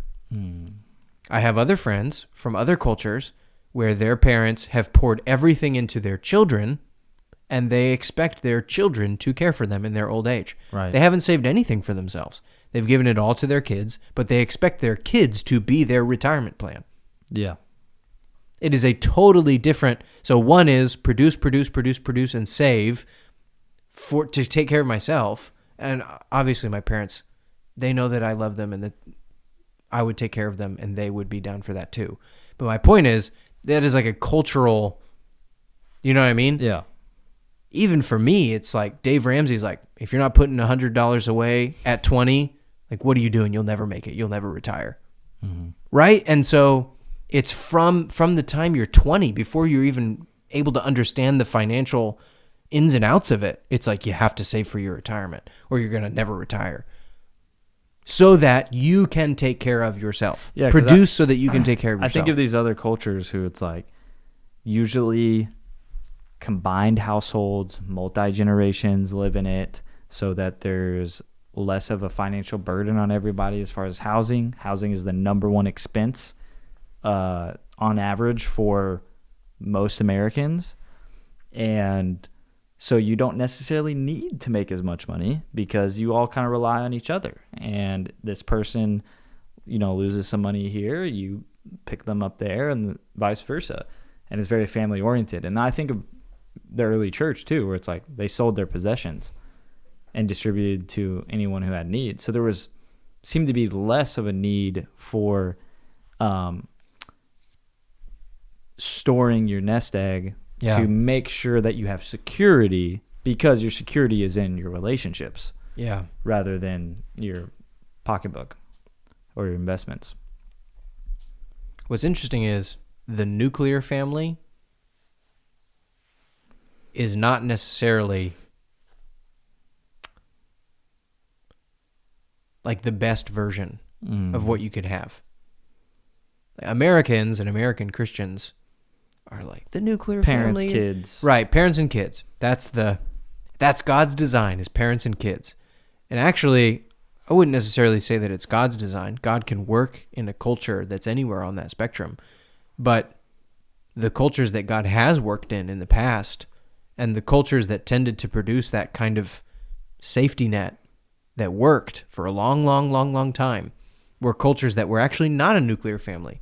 They were an extended family all under one household. Yeah. With grandparents and cousins and everybody all together. My cousins live who knows where. They're just like all over. And I have no idea who they are. I don't hang out with them. Probably haven't seen them since they were 10 years old. Which probably in the history of the world is very abnormal. That's crazy. Yeah. Yeah, exactly. But it's normal to us. Yeah, it's super normal. It's like, why would you live with your cousins? Weird. Where I know friends from other cultures who know who their fourth cousin is. I have no idea. I don't even know if I have any fourth cousins, But for other cultures that are way more family tight connected, they know who their third cousin is, their fourth cousin is. So is a totally different view on family, where we're like in the middle. We're like fighting for the middle, when in fact we could go much further into and it would probably do us a lot of good to go down deeper into the extended family. But again, it would take a much deeper change of the way that we do everything to focus on family that way and not work. See, the monkey wrench is, I think of my Mexican friends who are very family oriented, but obviously very hard workers too. They pride themselves in it all the time and have very large families. And and they're, Catholic. So it's like that puts a monkey wrench in our whole theory, because I don't know how that fits in there. So I actually spent a lot more time defending his view than I thought I would. Yeah. To be fair, I think you pick an assumption. Life is for work or life is for leisure. And there's a ditch that you're aiming at. And the whole goal is to fight from falling into the ditch no matter which way you point in. Yeah. And as long as you're trying not to fall in the ditch, practically your life will look a lot closer than... I think that Americans, unhitched from God and the church and the morality that he provides, have fallen in the ditch. Totally. I think it also, like the whole saying of like, love your work, you never work a day in your life. Like, love what you do. I think it definitely depends on what kind of work you're doing, and what you consider to be work. Because if you're the most magnificent painter, right, that you've ever seen, and you sell your pieces of paint, your pieces for, hundreds of thousands of dollars, and you spend all your time and it's what you're passionate about, you love doing it, you invite your loved ones into that process with you, you decorate your house with it, all of that. I could definitely see how that is wouldn't seem like work, right? Yeah. And I think maybe, because when I think of people like a lot of my friends, work is just a means to provide for their families. Right. And once they're off work, they're done with work. It's for leisure. It's for spending time with their kids or spending time with their spouse or spending time with their friends. And it's like, and so it seems like there really is two different types of people with that. Type A and type B. Yeah, it's like people will just work. Oh yeah, I just work, and that's just a means so I can get off. But I think early on, maybe it's because I got influenced by entrepreneurship a whole lot, is I saw that pretty clearly of like, I don't want to just work and only have this little time period of where I'm off. I want Right. what I do to produce more life for me, like produce more enjoyment in my life. And so I definitely see both of it, but that may fit more into what he's talking about. I don't know. I do want to say this though, is remember at the end of the parable with the talents, the guy says, hey, you turned my 5 into 10. Now you take control of 10 cities. Right.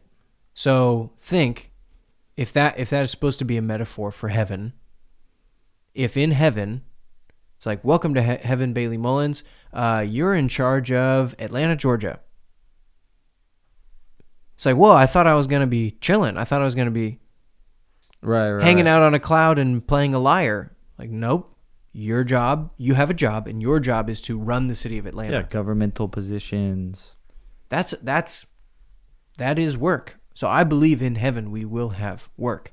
Yeah. But I think fundamentally what the gospel does and what Martin Luther was trying to do, we've fallen into the ditch. But I think what Martin Luther was trying to do is say that work can be from God. It's a good thing. It's a good godly thing to be a good carpenter. Jesus was a good carpenter, and he didn't toil in those years. Yeah, that was a good thing for him. I think for each one of these points, what Brian is trying to do here is bring up a really good point to make us think about this and from a different angle, because Americans do think about things from one angle a lot of times. But with any of that, I start to just think of, Gerald here brought up, like, if a man doesn't work, he shouldn't eat. And then you bring up the talents, and I'm like, oh yeah, that was really about investing. He's like, the mad ruler was like, you should have at least put it in the bank so I could get interest. You should have put it to work, but at the very least, And so you start to look at all of these different scriptures that do structure work as a good thing. Yeah. The Bible has a very high view of work. Now, it does say toil is unproductive work. So you work for the man. I work for the man. And a lot of people feel that. All of my labor, going and get nowhere. I get paid a wage, but my labor builds the wealth of, actually not my labor, I work for a really cool company. Anyway, but that's not the point. A lot of people, their labor goes to build somebody else's wealth. The vision of the Bible is that everyone would have their own vine and their own fig tree, that my labor produces my wealth. Now, it's not, I'm labor free, I don't have to do anything, but it's my labor is productive and builds wealth for me, not my labor is unproductive, it does nothing and it goes nowhere, or it builds somebody else's wealth. But the Bible has a positive view of work. It has a negative view of what work is under the curse. Yeah, so how does this, we brought up when we were planning for this segment, spiritual vocations. How does this play into different vocations? Yeah. Because there is people who are very talented in like financial management that can really help out a church institution to build their wealth. And, I've heard of lots of cases where like a church is desperately in debt, bought all this real estate, has all these loans, and a pastor that's very skilled in finance will come in and get them out of debt. Yeah. Which is good. Yeah. So there's a wonderful book. It's called Spiritual Vocations. You can find it on Amazon. It is not what you would expect, because basically what it is a chapter heading and a whole bunch of scripture. So for as thick as the book is, it's just scripture over and over and over again. And what the idea of the book is, every chapter title is God is a fisherman, tailor, accountant, chef, coach, all these different jobs that we do on earth that are work, sometimes manual labor, sometimes mental labor, but whatever it is, and then it's just scripture of how God cooks for people or provides food for people, or, makes people clothes, or puts robes on people. That God is concerned with your clothes. God is concerned with your food. God is concerned with what you laugh about. God is concerned with fishermen, and God is concerned with farmers, and that was the revolution that Martin Luther did. Is, okay, priests do the real work because they get to hang out with God, and all we do is the labor. What Martin Luther said is, no, everybody's a priest. Everybody gets to have that connection with God. And if you, the carpenter, have the same connection with God as the priest, your job is just as special to God as the priest's job. That was the mind shift that Martin Luther had. Your job is just as special to God as everybody's. And that will revolutionize your work from being toil to being a blessing. That mind shift will alleviate work from being toil. Yeah, God has a purpose in your work. God has a purpose in your work, and your work is good and valuable to him. It's not like I work 5 days a week in the secular job, and then I go do the one special eternal thing on Sunday. Right. Like, no, everything that you do can be part of your connection and abiding with God. And it's important to him that you do it and you do it well. And those are kind of the New Testament examples that you were bringing up, where Paul talks about if a man doesn't work, he won't eat. It's important. God cares about you working. Paul talks about, hey, slaves, obey your masters. Don't only work when they're watching. Work when they're not watching, as though you were working for Christ. Because the way you work and your heart posture, you would say, while you work, is a witness to the character of God? Well, I would say maybe the other way around, which is God feels this way about your work. I'm not working just so I can be a witness for God. I'm working because God cares. God cares first. He doesn't just care about how I work and making sure I'm being a good boy and not stealing time from my boss. He actually cares about the thing I'm doing. He cares about my engineering. He cares about my plumbing. He cares about my tailoring. He cares about my accounting. Not just that it gets done well so I have a good Christian witness, but that it gets done well for its own sake, because he made it, and he engages in that thing too. That's the whole point of spiritual vocations, that he does those things.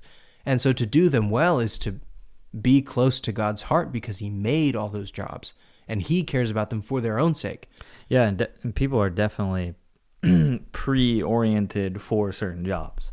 Like, and God gives people skills and gifts, and that definitely seem to be from him. So not only that, that he connects with people specifically in their hobbies and their work. That God made you just for your type of work that you love to do, that you're capable of, so that he can connect with you there. Not just at church, not just in leisure, but in your work. Well, and an example of this is podcasting, what we're doing right now. Because I think it's similar to when, like, the Mr. Beast scenario that you talked about, where people could look at this and be like, wow, they get to talk, but no one sees all of the work that goes on behind the scenes for us to prepare for these. And then, like, it takes a tremendous amount of focus to be able to deliver segments and all of this we usually do it Thursday, but it's also a gift. Yeah. It's just something we like to do. Yeah. So, yeah. So again, we spent a long time defending, his view of leisure and his view of work. But I think to really try to encapsulate what Martin Luther and John Calvin were trying to do, to liberate people, was to liberate them, and it was a good, godly thing. Yeah. Now, we've fallen into the ditch. That's true. But what they were trying to do... But just because we fell into this ditch doesn't mean you have to run all like Exactly. swerve all the way across the road back into the And I ditch. also don't think that you're going to necessarily change the entire culture Right. and get them to stop. Of that fundamental assumption, life is for work, life is for leisure. I don't know that you're going to change the entire culture and get them to... But at least you can try to pull them out of the ditch and give them God's way of thinking about Sabbath, about family, about all of life and not just work. And your value as a number in a Yeah, we definitely need to talk about Sabbath more. GDP machine. We definitely should talk about Sabbath more. Okay, so we're gonna skip the Mike Winger. We're gonna go straight to the big news story. Oh, All the way, baby. all the way in the back. Oh, baby. Okay. So we did an episode recently when Trump announced that he was gonna take over the Gaza Strip, right? Mm-hmm. And the title of that episode was Did Trump just reveal himself as the Antichrist? And that video is our second most viewed video on our channel now, which is both, it is what it is. And about 1,500 people commented before they ever watched the video. Yeah. But part of the reason that we even did that video is because when we did other eschatology stuff, we had a tremendous amount of people in our comments saying, Trump's the Antichrist. Trump's the Antichrist. Oh, you should Trump look into this. Antichrist. Trump is the Antichrist. Yeah, and we're kind of just like blowing it off like, oh, what? Trump's the... No. Of course not. Of course not, because... And I don't think neither of us actually think that. No. Because when you look at the entirety of Scripture, he doesn't fit all the qualifications. It's very geographical, geopolitical in nature, and but Trump is not cutting himself any breaks here, man. He is definitely fueling the flames of people thinking he's the Antichrist. If you want to click on that picture to the left, or where it says Donald Trump right there, yeah. So this is coming from a video that he posted, an AI-generated video of what could become of the Gaza Strip. I think someone else made the video. Oh, probably. And he yeah. reposted it, not from his team or anything. I think it was just some random person, and he saw it. He's like, "Oh, this is hilarious!" Like somebody made an AI video of what the Gaza Strip could be. It's not a video; it's just a screenshot. There's partying.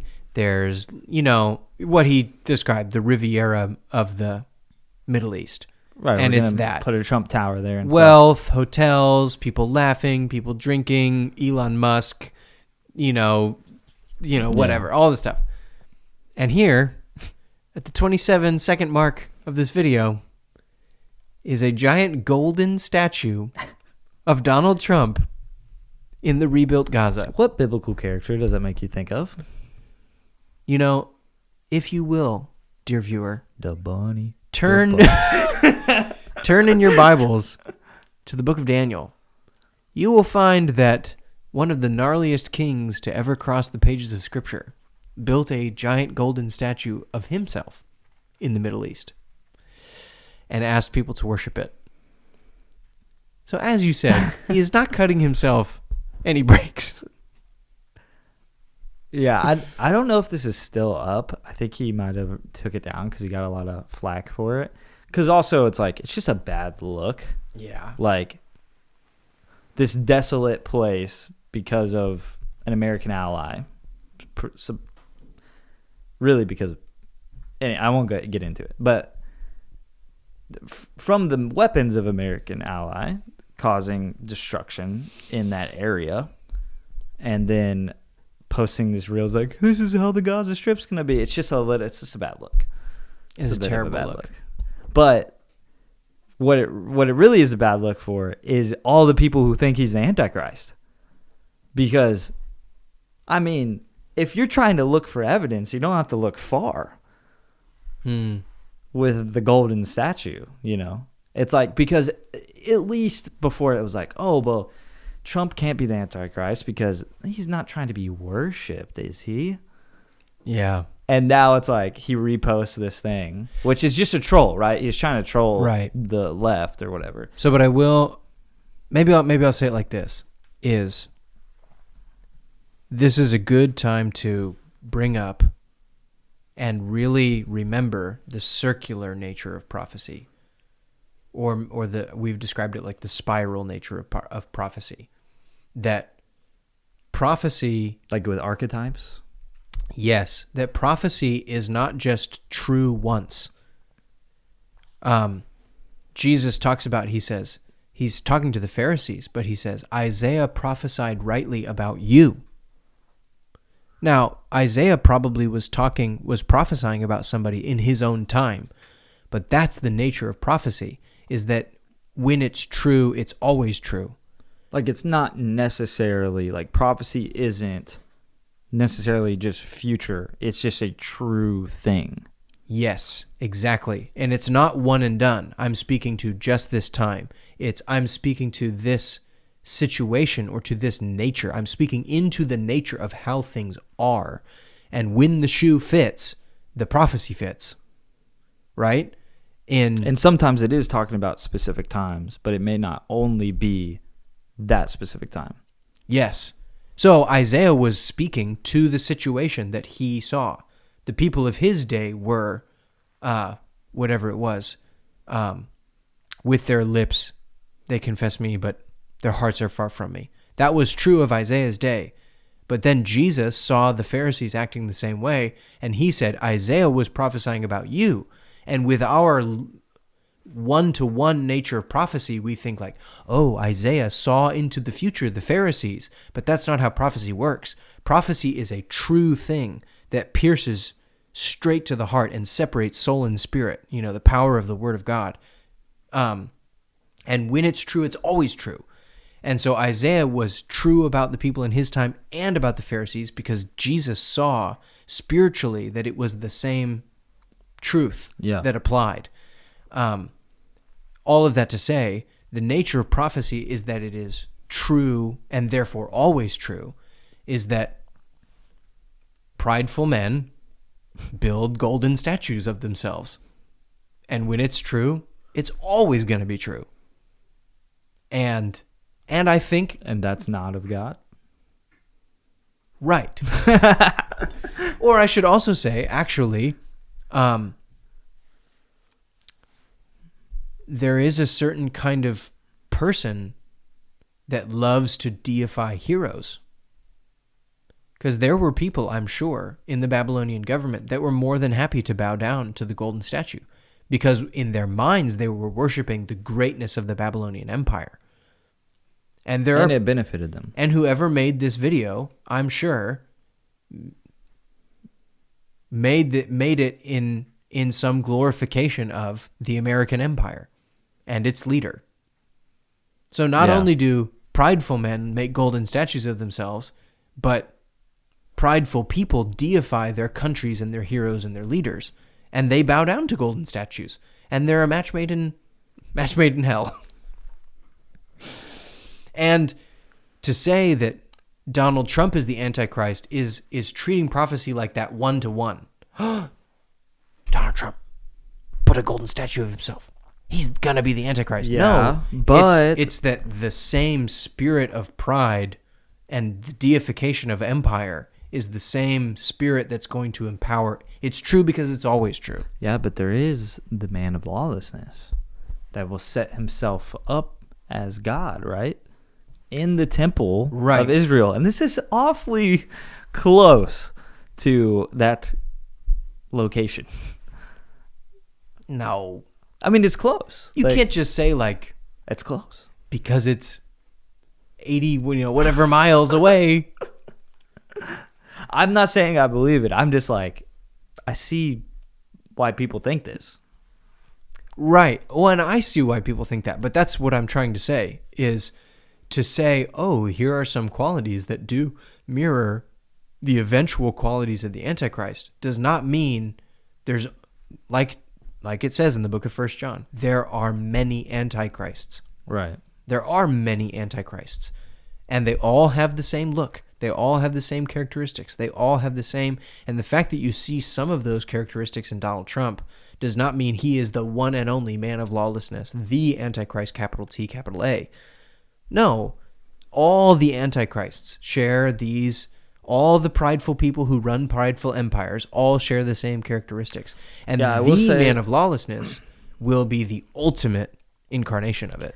Yeah, I will say when Trump launched his meme coin, it did lose some respect from him.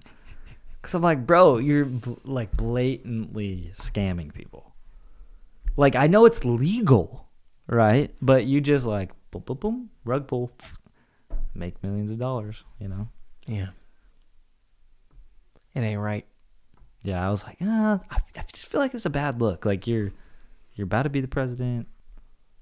I wonder, though, about that. If he's just a... Maybe he just didn't know. He's the president of the United States, and he's a boomer. Does he Right. actually know? Or did somebody say, like, Mr. President, you want to launch your own cryptocurrency? You could make millions. And he was like, yeah, sure, get it done. Right. Gen Z intern. But his wife did, too. Melania coin. So it's just a bad look. I don't think anybody should be launching meme coins. The what I heard is like, if you're a prominent figure, don't launch a meme coin. Bad look. You look like a grifter, even if you're not meaning to. But if you're some random person, you can launch a meme coin and it can be this fun project or whatever. But you don't have all this influence where you're just like, hey, buy this, and then, yeah, shout out CoffeeZilla. He went to A&M. So, after all that, you can go to you can go to divinecreative.org and buy our meme coin, get to the heart coin, and we promise not to rug pull on you. And if we do rug pull you, it's for the kingdom. Oh gosh. So we're rug pulling for the kingdom. That's some Kenneth Copeland stuff right there. That's bad. That's bad. Harry Grove. Okay, but for real. Hey, you can go to divinecreative.org. You can find out all about what we're doing. You can give to our ministry if you like what you see. Please subscribe, leave a comment, tell us what you think, give it a like. It really helps a lot more than you think. And we'll see you next time. You pray for us this time. Yeah. Lord Jesus, we thank you that you're with us. And walking with you is more fun and more exciting than anybody could ever imagine. We thank you, God, that we can do it with you and that you love us and that we're safe in your arms. Amen.